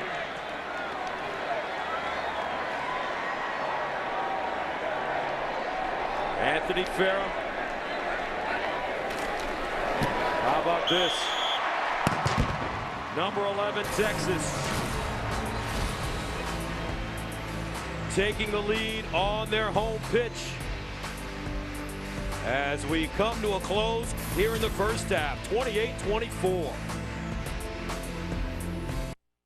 10 teams, what do you see? Baylor, number 3 entrepreneurship program in the country. Iowa State, number 2 in bio and ag engineering. Kansas, number 1 grad programs in city management and special ed. Oklahoma, number 1 in freshman national merit scholars. Kansas State, top 10 for all scholarship programs, and Oklahoma State, nation's first advanced degree for unmanned aerial systems. Texas, number 2 producer of PhDs in the U.S. TCU, top 10 in entrepreneurship. Texas Tech, world recognized in wind engineering research. West Virginia, tops in biometric research. We got to go to break.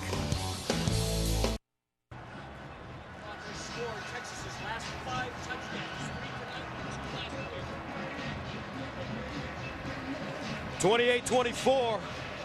This place is rocking. These fans behind the Texas Longhorns, who have taken a 4-point lead with 1:14 to go in the second quarter. And Gus, amazingly enough to me, you know where I think the momentum switch started? Was right after the hit that Marquise Goodwin took. When Carl Joseph knocked the ball free, it was like it woke up the Texas team. The defense really played with fury from that point on. The offense has gotten uncranked. Nick Rose has squibbed the last 2. Will do it again. Keeps the ball in the center. Picked up at the 22-yard line by Bowie, and he'll get to the 30. We're seeing some great football tonight. Don't forget, we've got international world football coming up tomorrow. Fox Sports is proud to bring you exciting coverage of the Barclays Premier League as Newcastle looks for revenge for a loss earlier this season when they take on Man U. Sir Alex Ferguson and company.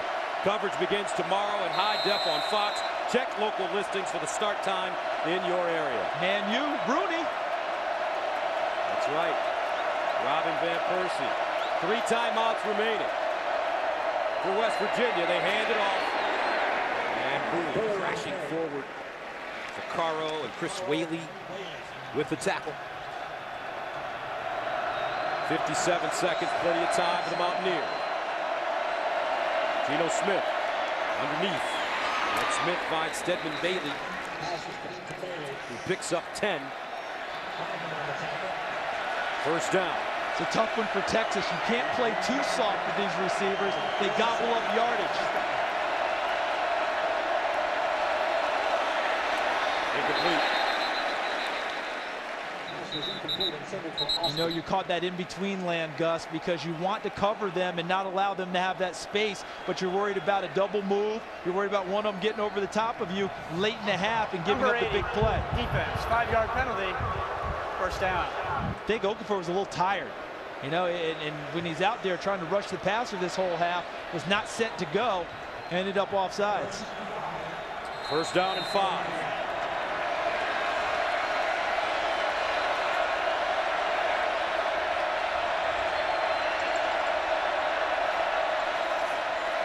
Austin. It'll get out of bounds close to the first down. Clock stopping at 36 seconds. Don't forget, coming up on the Pizza Hut halftime report, South Carolina, the old ball coach, trying to put it on Georgia. The Fighting Irish, boy, do they look good this season. First down and 10 at the 43.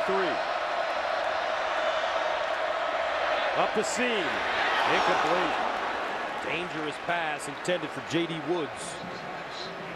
You know what Manny Diaz just did on that play to change things up? He kept two deep safeties up high to make sure they kept everything in front of him. And he went man coverage underneath, not wanting to give up something easy and let the receivers catch it and run free. Second down and 10 at the 43. Smith. He's got a receiver. Bowie out of the backfield. Oh, he stumbled.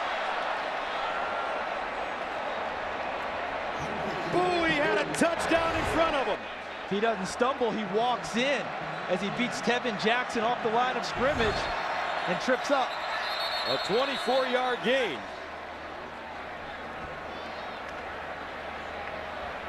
Timeout, Texas. Their final timeout at half, 30 seconds in length. So Texas out of timeouts. West Virginia with 3 remaining.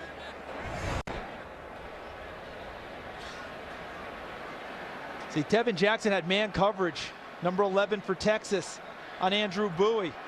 And he beat him off the line of scrimmage. This is what the coaches talk about, winning off the initial move. And he does, and he wins big. And then he just trips as he goes downfield after the catch. Texas catches a break there. But what a game for this sophomore from Jacksonville. Came into the contest with 13 receptions for 165 yards, averaging 13 yards per grab, 52 carries, 241. He's already got his first 100-yard game in his back pocket, and we're still in the first half. And remember, they left their number 1 back, Sean Alston, home with a bruised thigh. He's missed the last few contests because of that. First down at the 19, 18 seconds to go. 3 timeouts remaining for the Mountaineers. Geno Smith over the middle. Incomplete. Intended for J.D. Woods again, and he can't hang on. Again, Texas trying to run with the receivers underneath, with safeties back deep. Second and 10. Longhorns have come awfully close to picking one off. Geno Smith has not thrown an interception this year. Out wide this time. And it's Caden. Harrington find him there as he gets out of bounds to stop the clock at 9 seconds. Gives him a chance for one more shot before they have to think about field goal.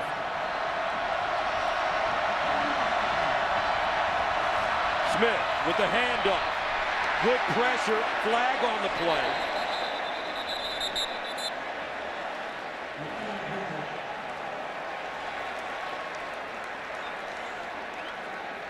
And they were playing field goal the entire way with that call.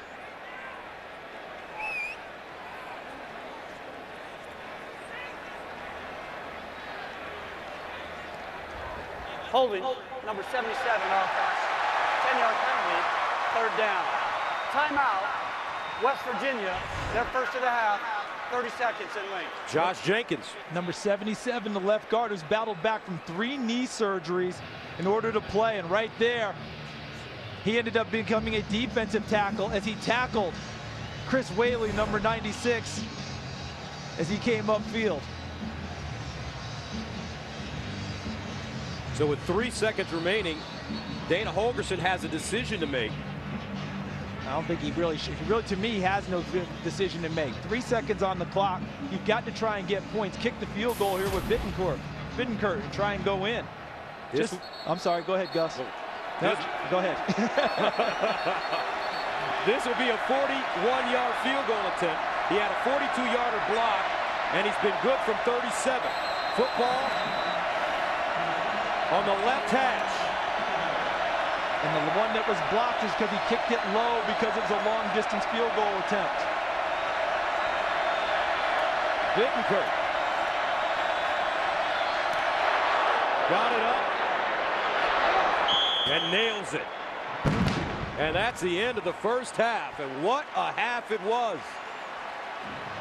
Texas and West Virginia. Longhorns up by a penny at the break.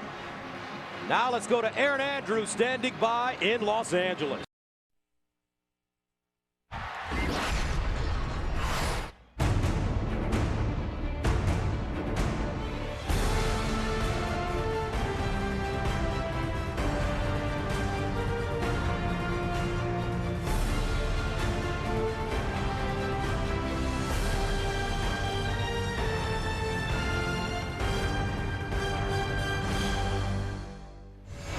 Welcome back to Darrell K. Royal Texas Memorial Stadium. And as we prepare to head into the third quarter, the Longhorns lead it 28-27 over the Mountaineers. Gus Johnson along with Charles Davis. We had a feeling that this could be a special one, and the first half proved that, we were right. Started right out, didn't it? West Virginia gets the ball after a great kickoff return, takes it right downfield and scores. Texas turns around, comes right back at them, and it's been toe-to-toe ever since. West Virginia extended at one point to 21-7. There's a big hit by Carl Joseph that let things go, got things really moving well for West Virginia. But since that moment, Texas really turned things around. It was almost like a wake-up call. And since that time, Texas has outscored West Virginia 21-6 to put us where we are now at 28-27 Texas. Usually that type of a hit energizes the team that does the hitting. In this case, it's like it slapped Texas. It's like, oh, hold on a second. Let's get back into it, and that they did. As you take a look before the Goodwin injury, outscored West Virginia 21-6, and moments ago, our Julie Alexandria caught up with Texas head coach Mack Brown. Told them they've got plenty of energy. They're having fun. Just keep it up. Got to make more critical plays. They've had 3 4th downs made them. We had a chance to make ours. We didn't. Kicking game, we got in trouble early. We kind of took over late. It's probably going to come down to a turnover, too. We got the lead. We got 30 minutes against a great team, and we get the ball. How much fun is that? It's a lot of fun. Thank you so much, Coach. So Texas, who deferred in the first half, will receive to start the second half as David Ash gets warm. And I think one of the big adjustments made was Manny Diaz and what he had a chance to do with that Texas defense. They brought so much pressure. Officially 3 sacks in the first half on Geno Smith. And they were able to do it because the secondary, Dwayne Aquina, who's the secondary coach, I think that he went to his guys and said, fellas, you're good enough to do this. Expect to play. Let's challenge these receivers for West Virginia and not let them just run free. By getting closer to them, cutting down the space they had to operate, it allowed the pass rush to have an effect. So Marquise Goodwin, DJ Monroe, back deep for Texas. And everyone's kind of given up on the kicking deep, haven't they? We've had a lot of big plays in the kickoff return game, both sides. Let's see how West Virginia plays it to start the second half. Goodwin did have a 48-yard return, and they kicked this one deep. And he won't get a chance here out of the end zone. Nicely done by Corey Smith. So David Ash will start from the 25. And your thoughts on Ash's performance in the first half? I thought it was fine, because when you watch what David Ash had to do, handled the pressure pretty well, distributed the ball. I think they want a few more people to touch the ball in the second half. You mentioned Jackson Shipley was quiet. He had 1 catch, I believe, in the first half. We haven't seen Mike Davis really get involved out wide. I think they want to still try to attack the corners of West Virginia, and that'll bring these wide receivers back into play. First down and 10 at the 25. Joe Bergeron in the backfield. And they give it to him off first down. They'll make that Jonathan Gray. And Gray picks up 4 yards. Jonathan Gray, 7 carries, 65 yards, averaging a whopping 9.3 yards per carry with a long of 49.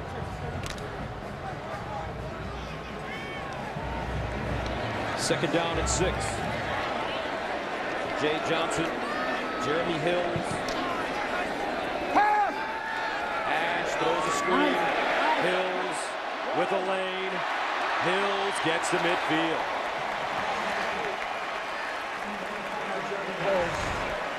Jeremy Hills, number 5, is an example of what happens with many senior players.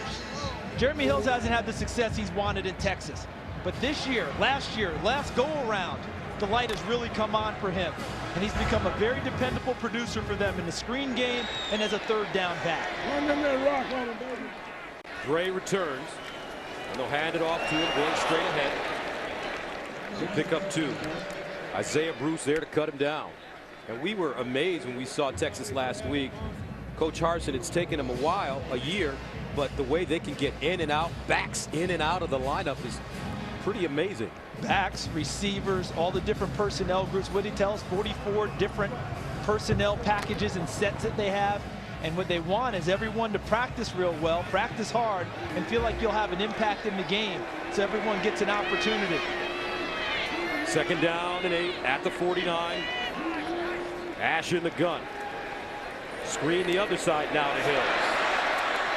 Gets outside, stumbles forward, and picks up a 1st down. And the blocking they get on these screens isn't just the offensive lineman rumbling downfield. Picked up a block from DJ Grant, number 18, the tight end, downfield. Right there. Right on the bottom of that pile. That was DJ Grant, 18, as Hills finishes the run with a tackle by Broderick Jenkins. A gain of 9, 1st down. Opening drive of the 2nd half for Texas at the West Virginia 40.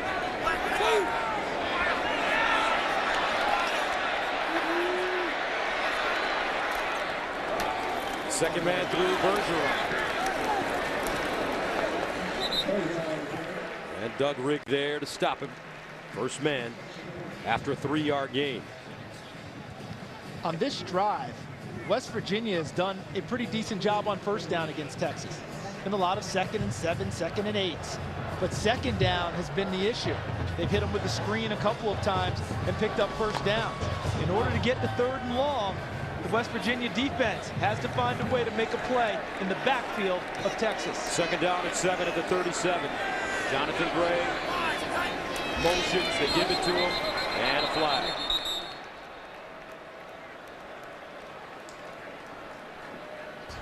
False start. Number 26 offense. 5-yard penalty. 2nd down. That's DJ Monroe.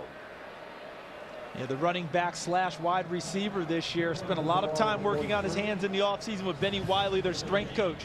Caught 100 tennis balls per day to try and improve his hand-eye coordination because that had been the big knock against him. They could only hand it to him on fly and jet sweeps. Now they feel like he's much more of a weapon outside too, even though he only has 1 catch coming into tonight. 2nd down and 13 at the 43.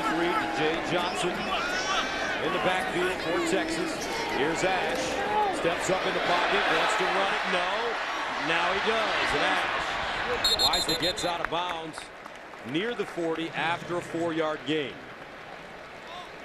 And looking ahead to West Virginia getting the football, with all the pressure we saw in the 2nd quarter from Texas, I wonder if we'll see a little bit more of that with Geno Smith.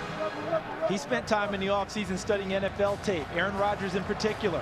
What do you do to handle that type of pressure besides your right arm? Maybe step up and run it a few times to sting the defense. Maybe we'll see a little more of that from Geno Smith.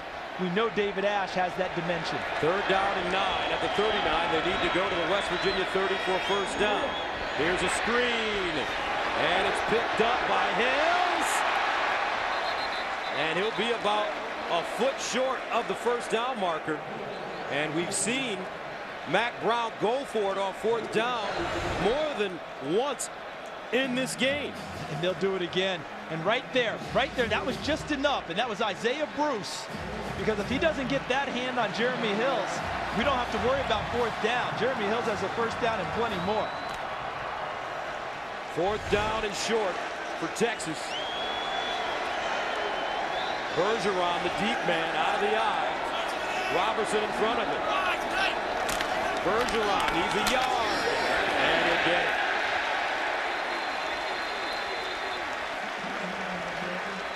Joe Bergeron talked to us when we met with him on Friday about the unselfishness in the backfield in Texas. Doesn't worry about who gets the ball. In fact, his best friend is Malcolm Brown, who's not playing tonight. Hard to believe that two guys who want the football that much are going to be best friends. You think there'd be much more competition. But he said, we're not worried about that. And he convinced me.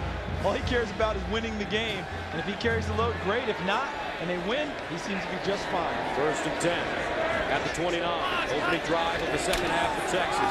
Bergeron. And he is carrying the load as he picks up a first down. A 12-yard gain. How about the vision of Bergeron? Look at him back there, 24. Watch him coming at you, and watch how he finds where the hole is. Play starts left, but his eyes take him right. Good vision by the running back from Texas. Bergeron on the sideline now. Jonathan Gray comes back in. They pitch it to him. Gray looking for a hole, and Gray stopped at the 14 by Isaiah Bruce, who delivered a blow. But this is the kind of drive that you expect out of Texas. You asked the question in the first half. Actually, you didn't ask the question. You presented the idea. Time of possession. Could it be a factor as we go on in the game? This type of drive makes it a factor. So we see Texas's red zone success. 11th play of the drive. It started at the 25 for UT. 2nd and 8 at the 15. Bergeron back in. They give it to him. And Bergeron upended in the backfield by Josh Francis. So we had back-to-back plays by the outside linebackers of West Virginia. Isaiah Bruce, the previous play. On this one, Josh Francis, both of them keeping the yardage way down on the run. That brings up a big 3rd down and 11 at the 18. This is where West Virginia can't have any busts in their coverage. During this game, we've seen a few free guys for Texas without people covering them. And we saw Mike Davis, who's at the top of your screen, work on a fade route from this part of the field. Underneath, though, they find Goodwin, and Goodwin goes nowhere. Josh Francis again. And that call is because Texas has the field goal available to them this week. The confidence level a little bit higher. Anthony Farah will come in now and try his first field goal of the season. Farah transferred from Penn State, his career-long 46 yards against Ohio State last year. This will be from 38 yards away. He was 14 of 17 on field goal tries for Penn State 1 year ago.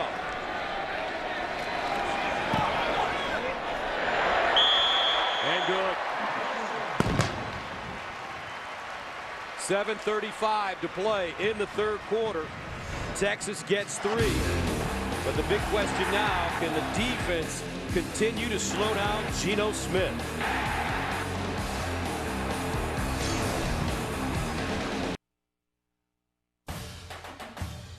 Fox College Football is sponsored by Geico. 15 minutes could save you 15% or more on car insurance. By Hankook Tires, be one with it. Hankook Tires. And by Reese's, the perfect combination of chocolate and peanut butter. Bevo, slow and steady in the end zone. Look at this. See how he's chewing it right there? That was Texas's last drive. Slow and steady, just chewed it up. But at the end, West Virginia counts it as a win for themselves. Why? Held them to a field goal. In this type of a game with these high-powered offenses, you're happy if you get off the field only giving up 3 instead of 6. Texas eating up 7 minutes and 25 seconds, half of the quarter, on their opening drive to start the 3rd. Now West Virginia gets a chance. Tavon Austin, Stedman Bailey back deep. They've been squibbing the last few kicks. Once again, it's squibbed and picked up at the 20. And West Virginia crosses the 30 up to the 32. Garrett Hope running the football. Geno Smith will have decent field position. Back right after this. Fox College Football is sponsored by Pizza Hut. Make it great. 31-27, Texas leading West Virginia. These two teams meeting for only the 2nd time The last was October 6, 1956. West Virginia fullback Larry Krutko ran 15 yards for the go-ahead touchdown in the third quarter to put West Virginia up 7-0 after the extra point. Early in the fourth quarter, after a Joe Clements to Walter Fondren 5-yard touchdown pass, Texas had a chance to tie it up, but the extra point by Johnny Elam missed the mark. West Virginia won it 7-6, and that game was part of Texas's 1-9 season that led to the hiring of Big Daddy D, Darrell Royal, who came in the very next year succeeding Ed Price. And West Virginia was led by their local legend, Art Happy Lewis, who coached the legendary Sam Huff, the linebacker at West Virginia. One big difference in that first game, it was played in front of 30,000 as opposed to this one in front of 101, 851, the all-time home record at Texas. First down and 10 of the 31. Here's Austin around the corner, and Austin picks up 7.5. I like that call for a variety of reasons. Chief among them, Dana Holgorsen knows he's got to get his playmakers touches, and sometimes just throwing it to them in the pass game's not as easy. Make sure they touch it. Fly sweeps, jet sweeps. Make sure Austin and Bailey touch the ball. Geno Smith to the sideline. This ball caught by Austin again. He's thrown down hard by Michael Thompson. But it's a first down, Mountaineers. As we take a look at our offensive leaders. Geno Smith, as expected, although not as accurate as normal. But then again, 84% is a high standard to live up to. Bowie has played the game of his life so far this evening. First down at the 47-yard line for Geno Smith. They hand it off. Bowie, wrapped up and dragged down by Kendall Thompson. And we've mentioned his name a few times this evening. What I'm coming to a conclusion of is defense nowadays, you cannot judge it the way we used to in terms of the same standards of what your goals are. A loss of 4, second and 14. Screen. Bowie with the blocker in front. Bowie breaks a tackle, cuts it back, first down and more. Andrew Bowie gets all the way down to the Texas 30. What an impressive piece of running after the catch. And Gus, what I meant by that was in the old days you were talking about holding teams under 300 yards and that sort of stuff. Now you're talking about limiting your missed tackles, limiting your explosive plays. On that one, missed tackles led to an explosive play. A 26-yard pickup, first down at the Texas 31. Dustin Garrison comes in.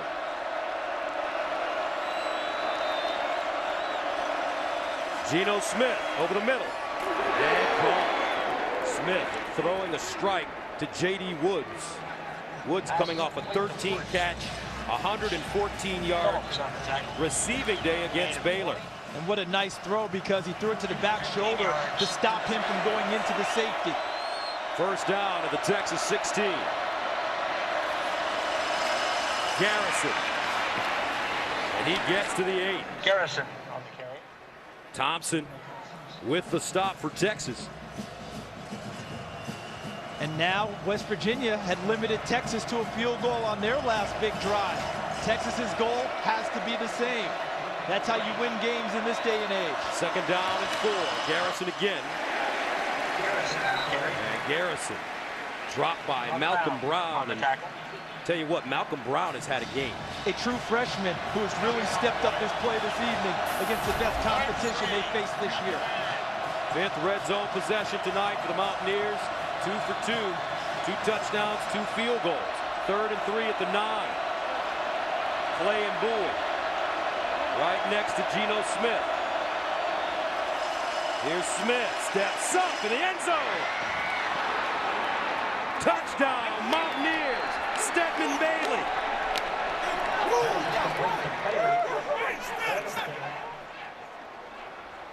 So West Virginia comes right out to start the 3rd on their opening drive, and they put 6 on the board. And it's such a symbiotic relationship, isn't it? We can talk about Geno Smith forever, and rightly so. But his receivers make catches that really create plays for West Virginia. That ball was well thrown, but the route that Bailey ran to get the defender on his back and then extend and catch it completes the play. Extra point up and good.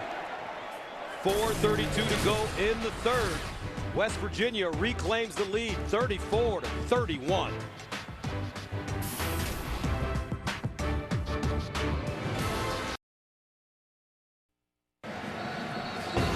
Welcome back. Baseball's regular season is coming to an end, and the National League's best teams will look to their brightest stars to make the next unforgettable play that will lead them to the NLCS and move them one step closer to the World Series. Legends are born in October, and our exclusive coverage of baseball's postseason begins next Sunday at 8 p.m. Eastern, 5 p.m. Pacific, with Game 1 of the NLCS only on Fox. West Virginia since 2000, 79-3 when scoring 30 or more points. Geno Smith focused as he waits to get it once again. Corey Smith will kick. DJ Monroe, Marquise Goodwin back deep. Smith pops this one high in the air and fielded at the 5-yard line. Goodwin. Another good return for Marquise Goodwin. He had a 48-yarder in the first half. This one from 36 yards away. Geno Smith encouraging his teammates. We're not done yet, boys.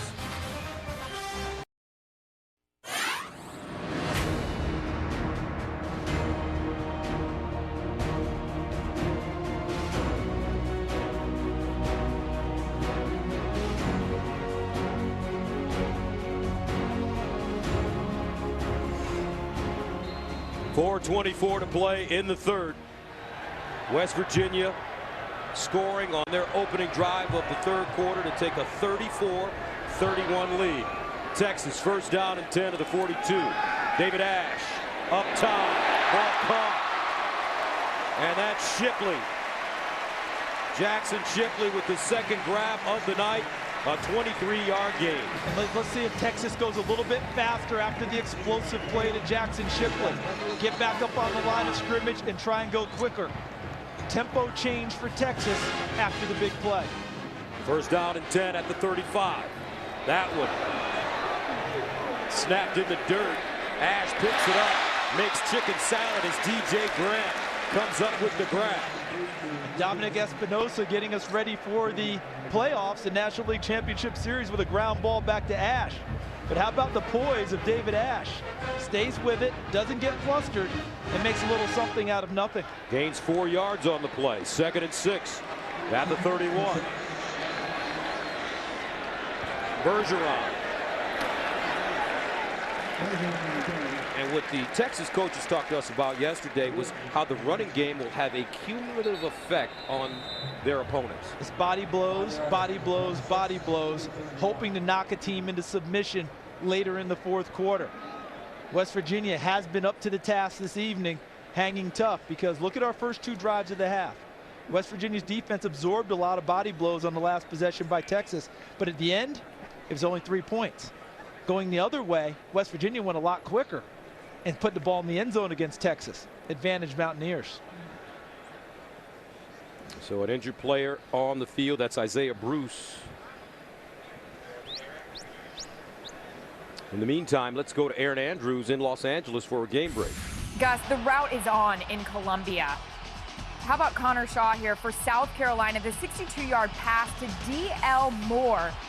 And this would actually set up a Marcus Lattimore 1-yard touchdown run, his 9th of the season. South Carolina leads Georgia 28-0.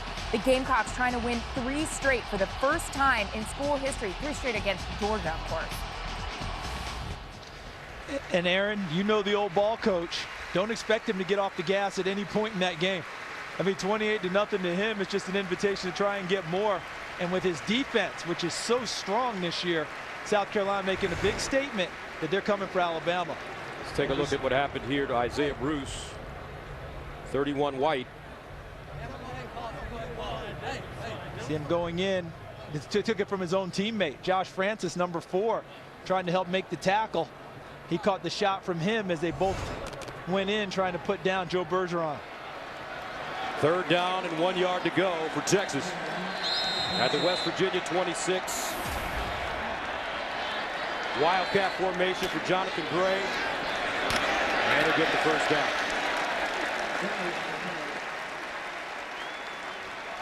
Jonathan Gray, Gatorade National Player of the Year and Parade All-America. The most prized freshman tailback in the United States. 205 touchdowns in his high school career. First down and 10. Again. Jonathan Gray stopped by Doug Rigg, but only after a gain of 5 yards. And after the last touchdown by West Virginia, what the Mountaineers have done has put the pressure on Texas to pay it off with a touchdown now. They can't keep kicking field goals and feel like they'll stay with West Virginia. Wildcat again. Gray lowers his shoulder. Kicks up 3. Doug Rigg and Gray meet. Geno Smith looks on. David Ash on the sideline. They're sticking with the Wildcat. How about the trust they have in a true freshman running back handling the football so much? This time he hands it to Shipley. And Shipley, see if he stepped out of bounds. We're going to have a penalty, something bigger than him stepping out of bounds. I think they're going to get Ryan Robertson with a hold or a clip at the point of attack on the corner.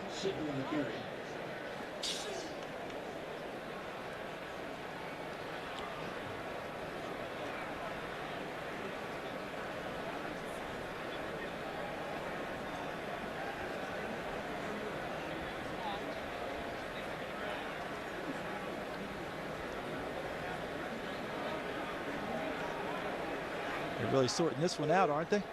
Certainly are. George Burks, your referee. I think the officials have done a wonderful job this evening.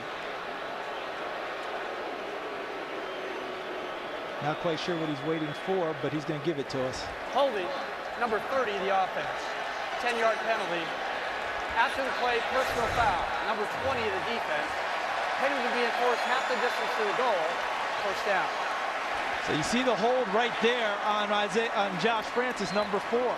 And then Shipley steps out of bounds. That finishes the play. And then there's the hit.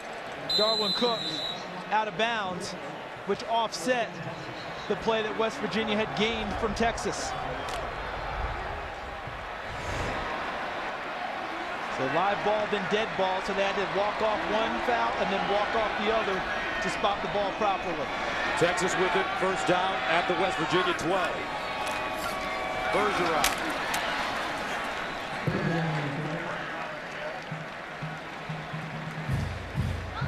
Isaiah Bruce back in with the tackle.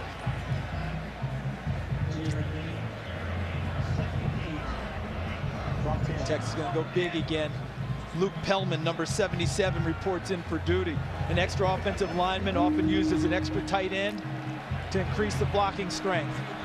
He's in there on the right side. Robertson, the up back. Bergeron runs his side. Bergeron spins and goes down at the 6. Joe Bergeron told us he wanted to come to Texas because he wanted to run the football like his idol, Ricky Williams. Ricky Williams, we saw him the other day and we were meeting with the Texas coaches. And you see that play? That play is the same play that Jonathan Gray's been running from the wild position, where he fakes the handoff and then follows the blocking.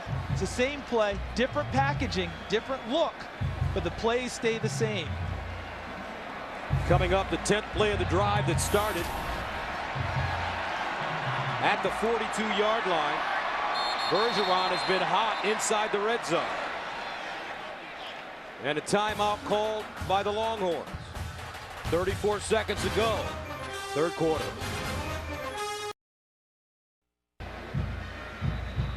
(34-31) West Virginia, but Texas threatening with the football at the Mountaineer 4, facing a 3rd down and 2.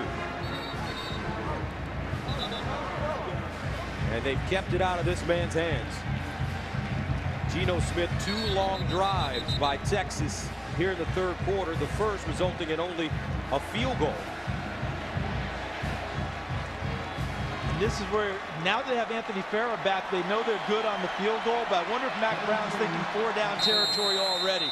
And Pellman's in the backfield at fullback, number 77. Now they shift. Bergeron. Robertson. Bergeron. Touchdown.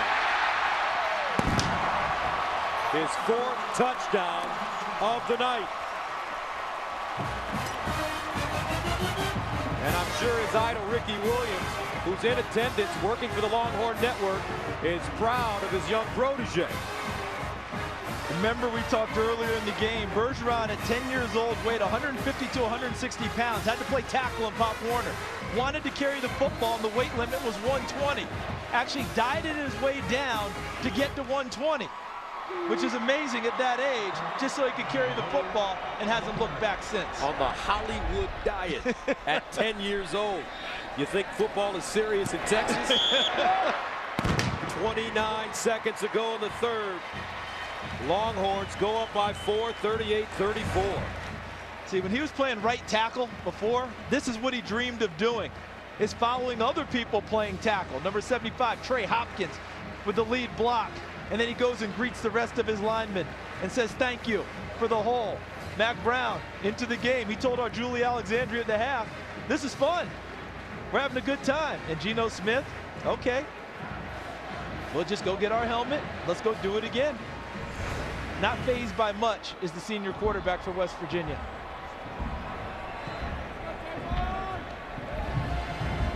Mac Brown and the Longhorns reclaiming the lead. Coach Brown told us that after playing in the national championship and losing, having an opportunity to win 3 national championships in a short amount of time, it really started to bother him to the point where he lost his motivation. And he knew, he talked to his wife, the beautiful Sally, and he knew he had to make some changes personally as well as professionally.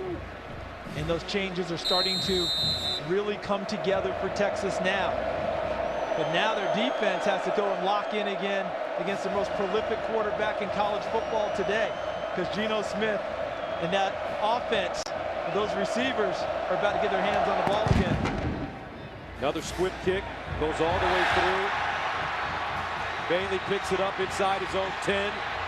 Bailey, watch out! And he finally goes down at the 24. Duke Thomas with the tackle on special teams. Now let's go to Aaron Andrews in Los Angeles for a game break.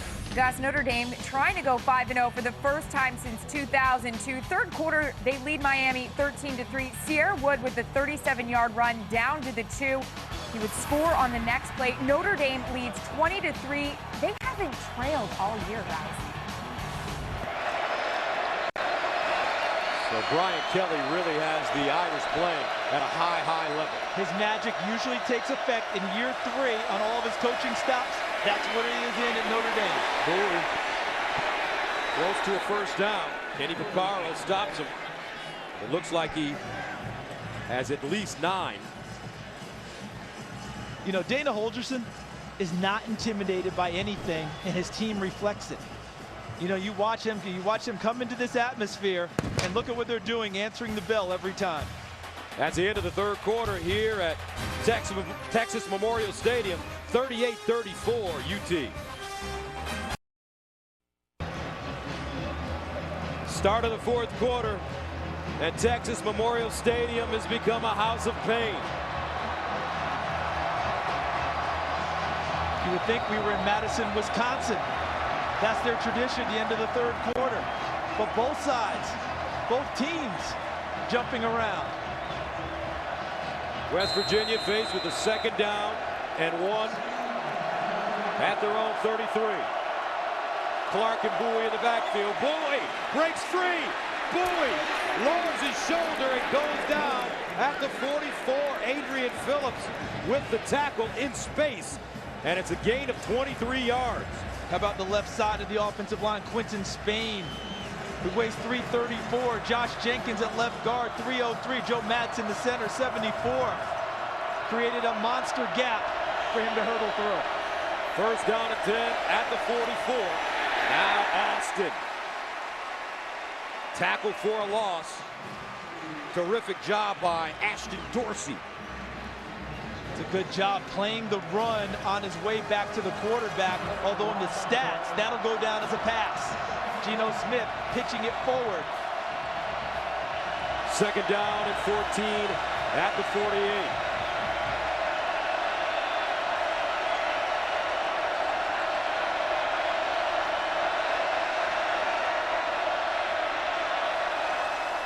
Geno, near side, strike, Austin tries to turn, and he goes down at the 40. An 8-yard gain on 2nd and 14. And young people, if you're watching tonight, what you have to understand is that in those situations, you don't have to blow up a guy on a tackle. Your job is to get a guy on the ground in open space who's slippery. And that's what Kenny Vaccaro did. It wasn't a form tackle, it was an arm, but he got him down. 3rd and 6 at the 40-yard line.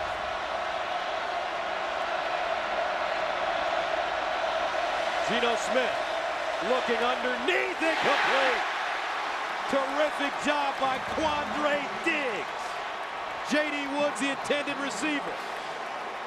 And West Virginia felt like he was riding him the whole way on the route. It looks like he's got some hands and is in there a little bit early as he reaches across the top and gets away with it. So a big 4th down for the Mountaineers. They're 3 of 3 on 4th down conversions. 4th and 6.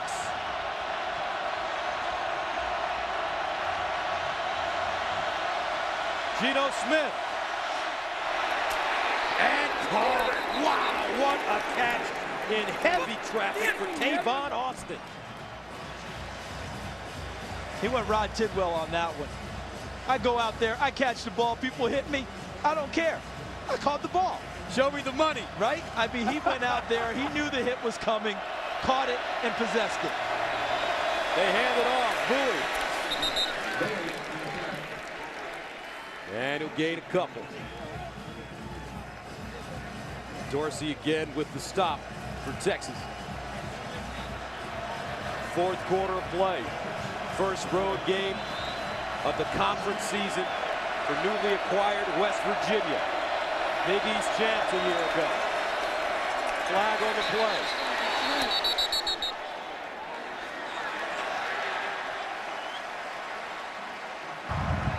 False start. Number 76, offense. 5-yard penalty, 2nd down. That's a right tackle, Pat Egger. Right side. Yep, got a little flinch in there. We saw Okafor actually rocking his stance. He's allowed to do that. Egger was not. 2nd and 13 at the 32. Austin on the reverse. And Austin tackled from behind. Kenny Vaccaro tracked him down. That play was one of the best plays I've seen a safety make this season. Why? Because he had to come from one side of the field to the other, watching the play go back across the grain and ran it down. That's why he's an All-American. 3rd down and 7 at the 26. Here's a handoff. And Bowie diving forward. He will be short of the 1st down, about a yard. So that brings up another 4th down. And I think Texas is hoping that Dana Holgorsen says, let's go kick a field goal, but I think he's going to go try and get this.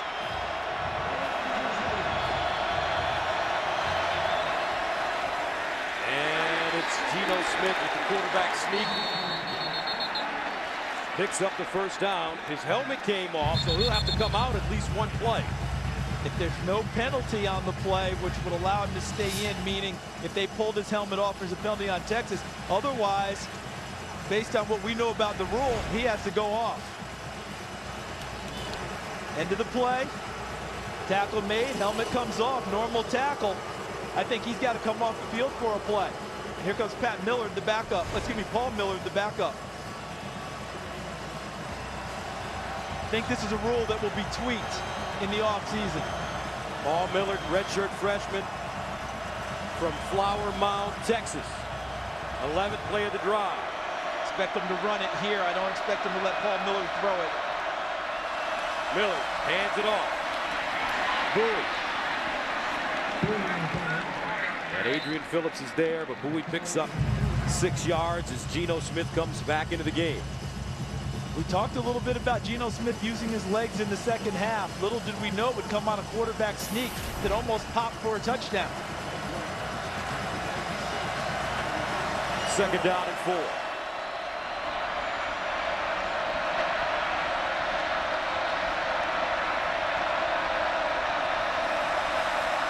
Play fake.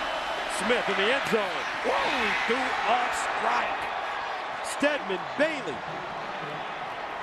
with the touchdown, and Geno Smith a frozen rope, and West Virginia claims the lead. How about the high school teammates collaborating? Watch the route that Bailey runs. Bind him, playing zone, and he just goes inside and curls inside Phillips.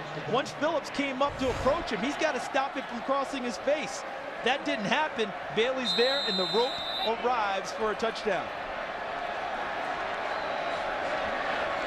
10:50 to play in the fourth. West Virginia up 40-38.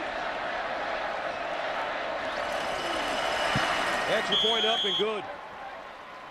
Fourth touchdown of the night thrown by Geno Smith as Stedman Bailey catches his third. West Virginia leading Texas on the road 41-38.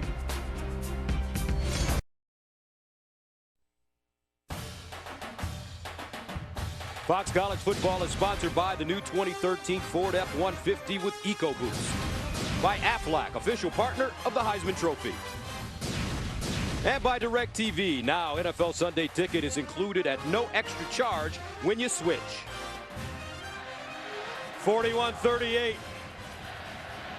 A dramatic football game in Austin, Texas, as Geno Smith, the Heisman frontrunner, continues to impress. 4 touchdown passes, 255 yards. Bergeron, 4 touchdown carries, a career high. And West Virginia has been perfect on 4th down. Gus, this game is about to, this game can tilt on one defensive stop. Let's see if they want to squib it again. They're giving up a lot of ground to Texas in terms of field position. Fielded at the 20. This is Monroe, and DJ Monroe gets up to the 30. So a busy evening for Erin Andrews. Let's join her again for a game break. We head to Columbus. The final moments of the first half. Braxton Miller with a 30-yard touchdown run. Guys, Ohio State leads Nebraska 35-24. In the first quarter, Miller had -9 yards. In the second, 146. Heisman talk? Definitely going to be Heisman talk, but we're watching the front runner here tonight. How about that score? Is that the Big 10 or the Big 12? Ash over the middle, Shipley at midfield. Gain of 20. David Ash starting to pitch it now. Darwin Cook with the tackle. And Texas's tempo increases after big plays. At the West Virginia 49. Ash keeps it and slides down at the 45.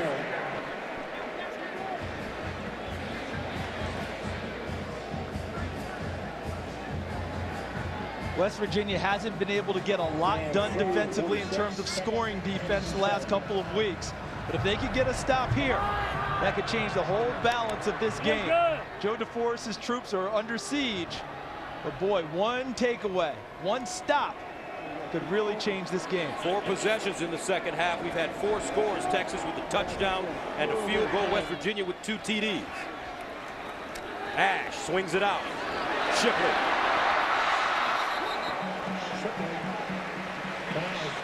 And Jackson Shipley has heated up here in the second half after only 1 catch in the first half. And here comes an entirely different personnel grouping for Texas. So many different people can have an impact on the offense for them, and they utilize them all. Here's the Wildcat. Jonathan Gray makes a handoff. Straight ahead. And Gray picks up the first down.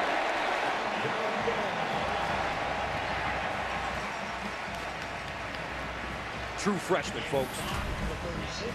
Just such a mature runner. That's what I keep coming back to. I'm so used to freshmen coming in who do a lot of dancing and juking and jiving behind the line of scrimmage, trying to find big holes to run through. He takes the crease that is there and makes it a little bit bigger himself.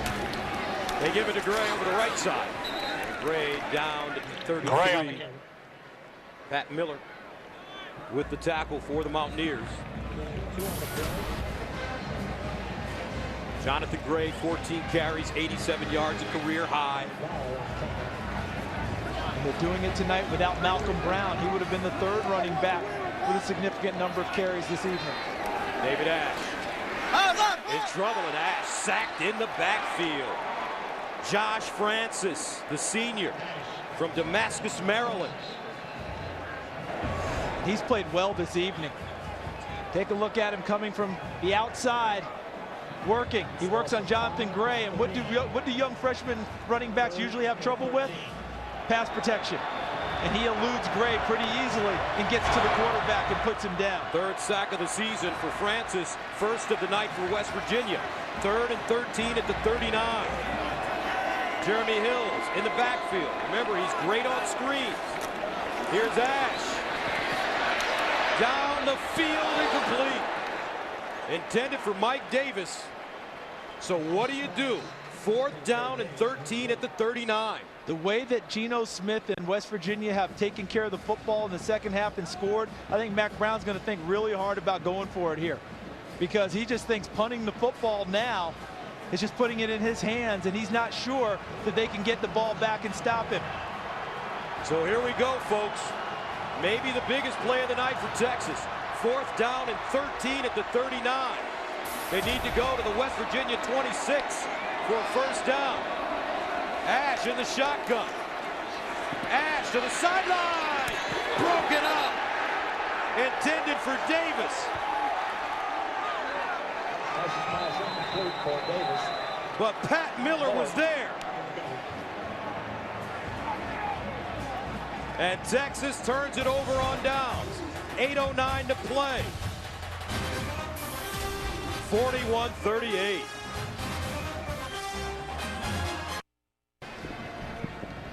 Let's take a look at this evening's Reese's Perfect Play, and it comes from the defensive side of the ball for West Virginia. 4th down play, 4th and 9, and Pat Miller breaks on the football, knocks it away from Mike Davis.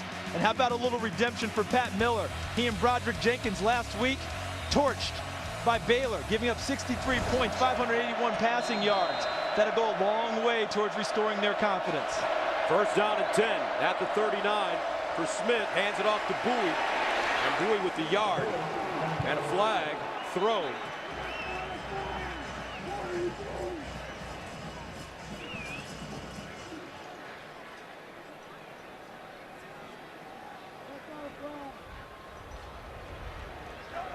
Holding. Number 67 offense. 10-yard penalty. First down. Goes against Quinton Spain, the left tackle. It's him here, going to work. Look at that. Stops the clock as he takes down Jeff Coat. First and long yardage now for West Virginia. At the 29, trips at the bottom of your screen. Empty backfield for Geno Smith. Smith. Lost it! Texas with the football at the 10. Wow! Okafor in the backfield again. Chris Whaley with the recovery. That's a second fumble of the night for Geno Smith. Alex Okafor may have punched it out.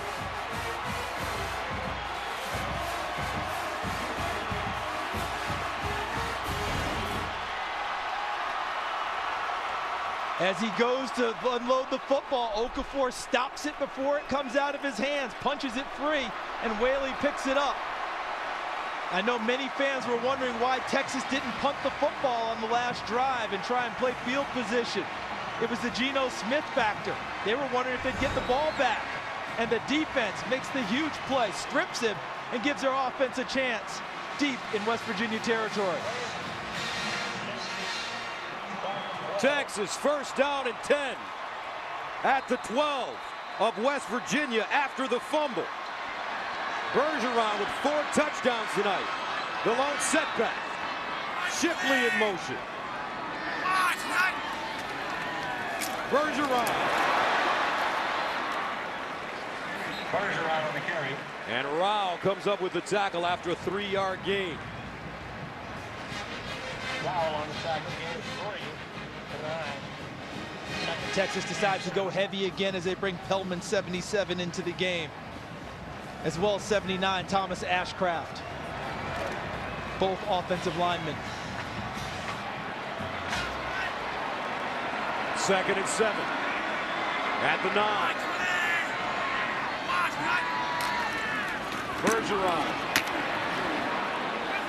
Bergeron on the carry. Isaiah Bruce, first man to him after the 1-yard gain. And that makes it 3rd down and 6 at the 8. 6:44 and counting. Geno Smith left with his thoughts on the sideline after fumbling for the 2nd time. Texas decides to throw the ball here. David Ash has to have in his head the idea that he may have to flush and run with the football. 3rd and 6 at the 8.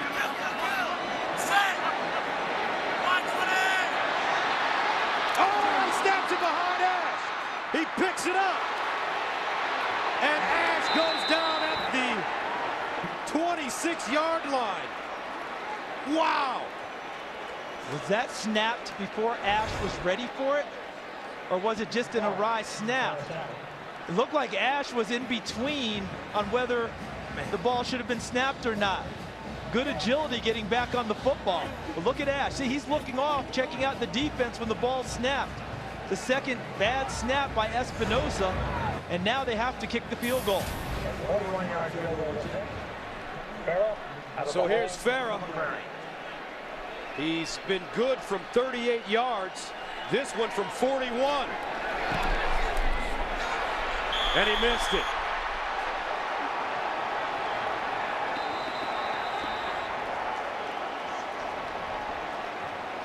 .5:25 to play in the 4th. Texas shoots themselves.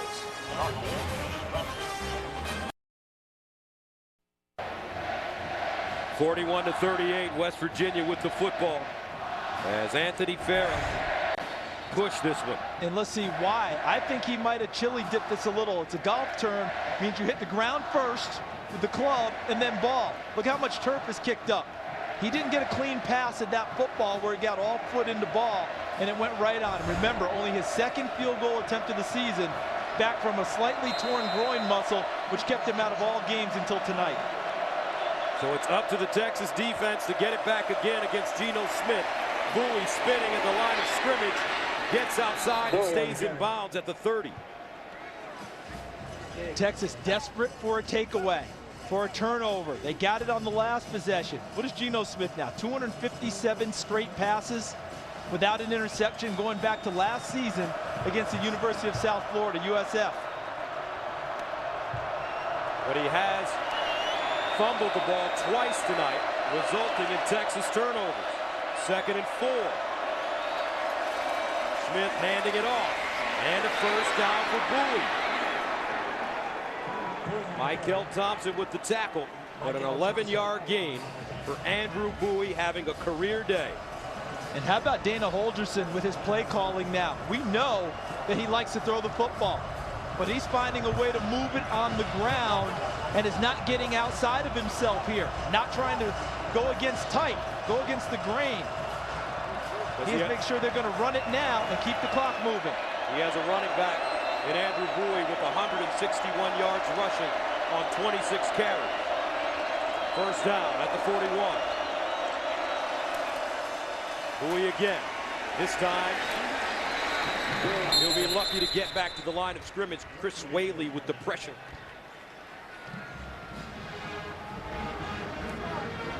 Now if you're Manny Diaz on 2nd and almost 11, do you try and heat him up and come with a type of pressure and playing man in the secondary? Expecting West Virginia to throw the ball on a long yardage down. 2nd down and 11 at the 40.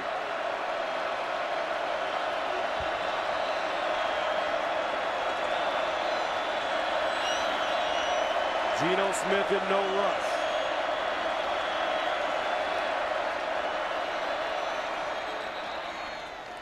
And West Virginia calls a timeout.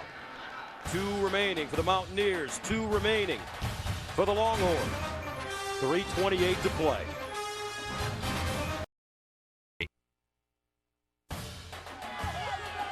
Fox College Football is sponsored by AT&T, the nation's largest 4G network. AT&T, rethink possible. 3:28 to play, 4th quarter. West Virginia up 41-38 with the football. This evening's Hankook performance of the game goes to Geno Smith. Look at the numbers there. Andrew Bowie has played the game of his life at running back for West Virginia. And Joe Bergeron, a career high 4 rushing touchdowns for the Longhorns. 2nd down and 11. Will West Virginia throw it? Smith up the sideline. And caught for a 1st down by Stedman Bailey. Ice cold is Geno Smith, and the confidence and the telepathy he has with his receivers to feel that that's a great situation to throw the football, and they do it. They don't flinch at all in the face of the Texas defense. So a 1st down for West Virginia at the Texas 47.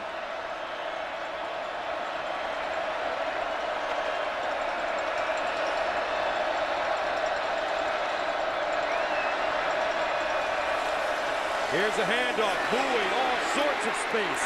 Bowie to the 30 and goes down at the Texas 25. A 22-yard gain for Andrew Bowie. And Texas mugged the line of scrimmage, meaning they brought extra guys into the interior to try and overload the blocking scheme of West Virginia, and they handled it in a big way and chopped a monster hole that Bowie danced through for a big gain. Now let's see if West Virginia wants to milk some clock. You see in the background there, 15, 14 on the play clock, taking their time and running it all the way down. Last time they took it down and then took a timeout.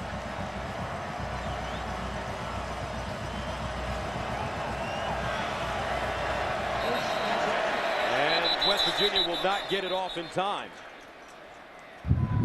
Timeout, West Virginia. Their 2nd and a half, 30 seconds at least. And the Mountaineers use another timeout, 1 remaining.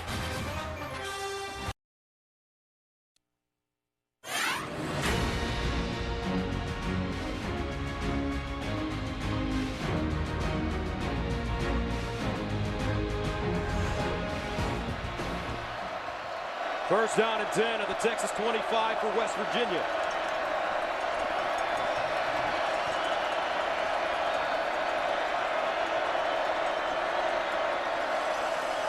And they hand it off.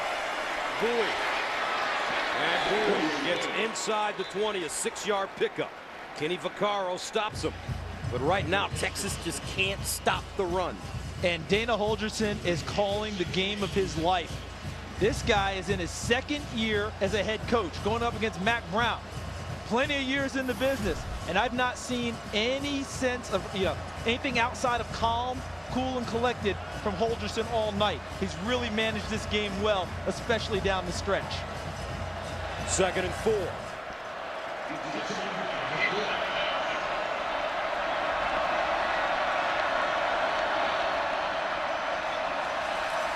Bowie again. And another 1st down for Bowie and more as he goes out of bounds. Close to the 5-yard line. What a night for Andrew Bowie. Last week it was Joseph Randall lighting up the Longhorns. Tonight, Bowie, 29 carries, 188 yards. He's averaging 6.5 yards per carry. And it looks like they're running against a very tired Texas defense. 74 offensive plays have been run tonight by West Virginia. And remember the body blows we talked about Texas dealing? West Virginians have accumulated now to put them in this position. Bowie again. Touchdown, Mountaineers.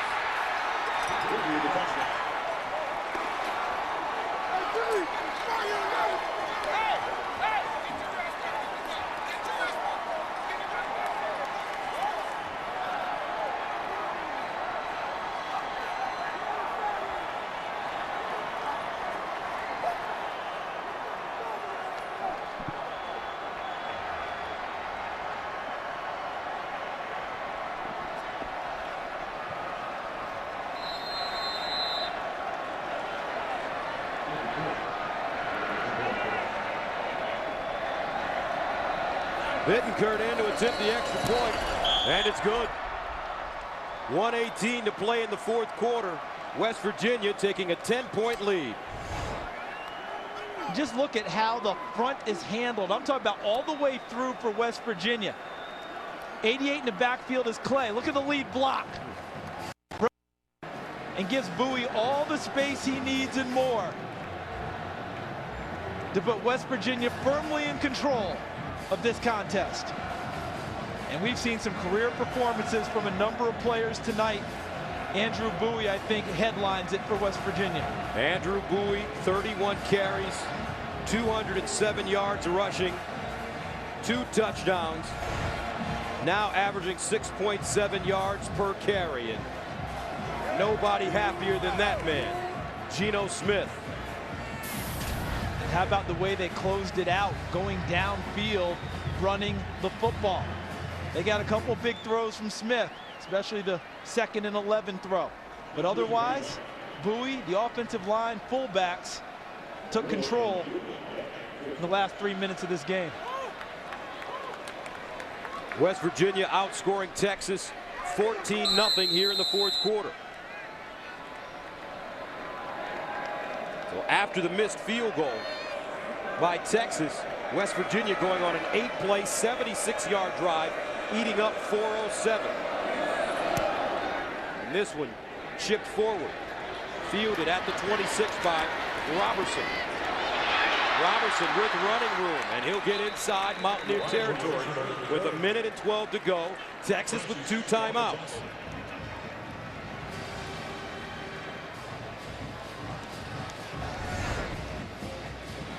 That was after the last touchdown. Geno Smith, he had actually ended up in front of the West Virginia crowd and section, celebrating with them, now skipping back to the bench.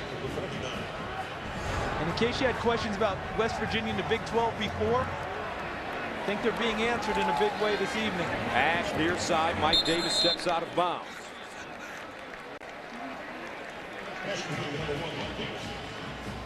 West Virginia will take that. Anything in front, it's all they care about now. When you look at their secondary, they'll play extra deep. Keep it all in front, come up, make the tackles is their mantra right now. Mike Davis again. Texas being smart, working the sidelines, trying to keep those 2 timeouts in their pocket. They'll need it if they score and are successful with an onside kick.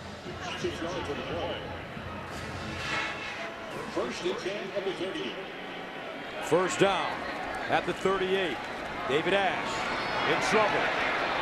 Here's Hills, and Hills goes down at the 27. And it's a first down, so they get a little stoppage in play to move the chains. Longhorns to the line of scrimmage quickly.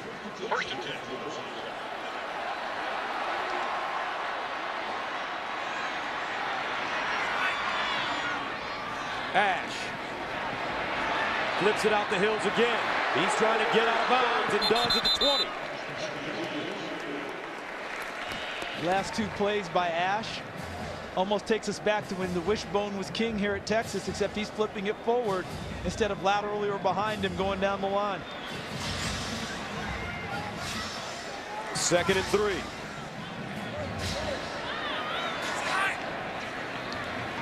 David Ash goes up top in the corner, incomplete. Shipley had it, but he couldn't hold on. Like Pat Miller out on the corner again. He made the 4th down stop a couple of series ago. Now he plays it here and gets just enough of the football. And also got the arm of Shipley so he couldn't get 2 hands as the ball bobbled and bounced. 3rd down and 3.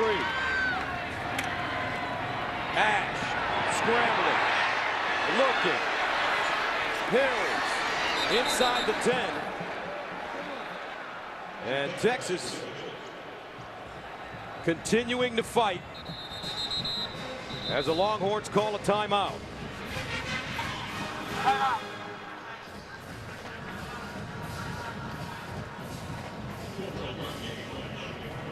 One timeout remaining for Mack Brown. And don't forget, coming up after the game, stay tuned for the AT&T Fox College Saturday postgame show.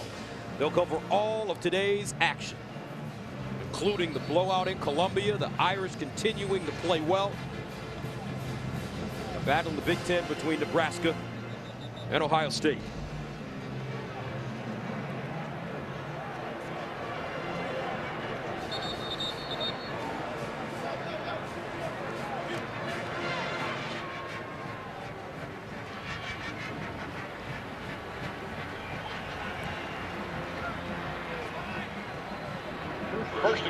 First down and goal for Texas at the West Virginia 8.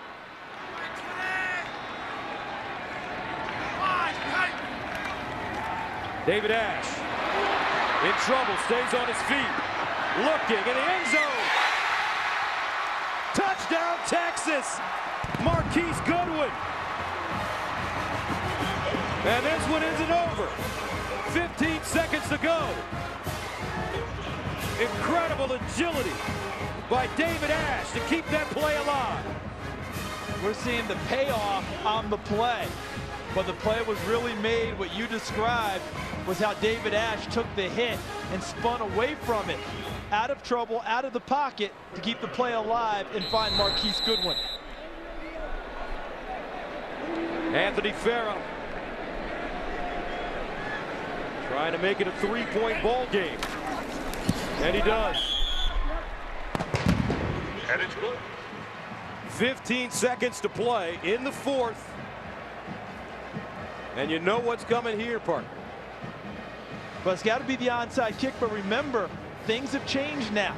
They're giving more protection to the receiving team. So now if you're a receiving team, you can signal for a fair catch if the ball bounces once off the turf. Remember, it was all that high hopper that you wanted. Now, it doesn't matter whether it's kicked off the tee, driven in the ground. However, once it gets that one hop in, the receiving team can signal fair catch and just cover the football. And so a lot of teams are trying to squib it along the ground now to find a way to get to the football. That's really the only shot you get. If you put a high hopper, they signal fair catch. You can't hit them. That was my next question. 48-45, 15 seconds remaining.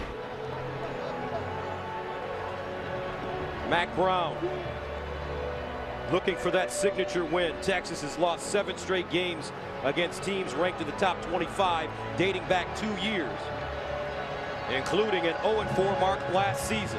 Baylor, Kansas State, Oklahoma, and Oklahoma State. And just last week, didn't it feel like a signature win against Oklahoma State? Turns out they weren't ranked in the top 25, so it doesn't go on the record. But it sure felt that way for Texas. But now they've got to find a way to get this onside kick. West Virginia, on the other hand, has won its last 3 games against ranked teams and is 11-6 since 2005, the 5th best record in FBS. And look at the hands team for West Virginia. Stedman Bailey's out there. J.D. Woods. Starting receivers. And 2 kickers line up. Nick Jordan, 28. Nick Rose, 23.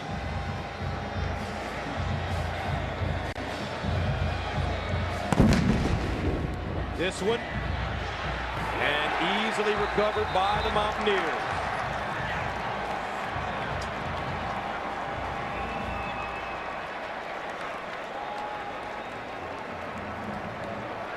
So in 2 Big 12 games for West Virginia, they defeated Baylor 70-63 at home. And with 14 seconds remaining, they're in front of Texas 48-45.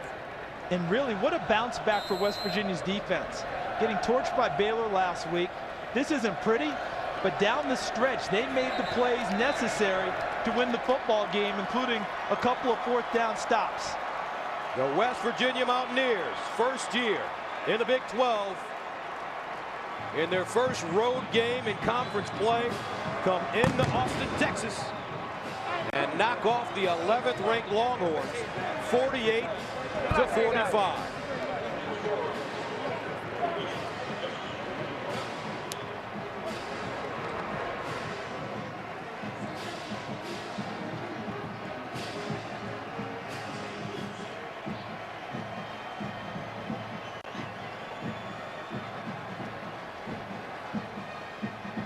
Let's go downstairs where our Julie Alexandria is standing by with the victorious West Virginia quarterback, Geno Smith.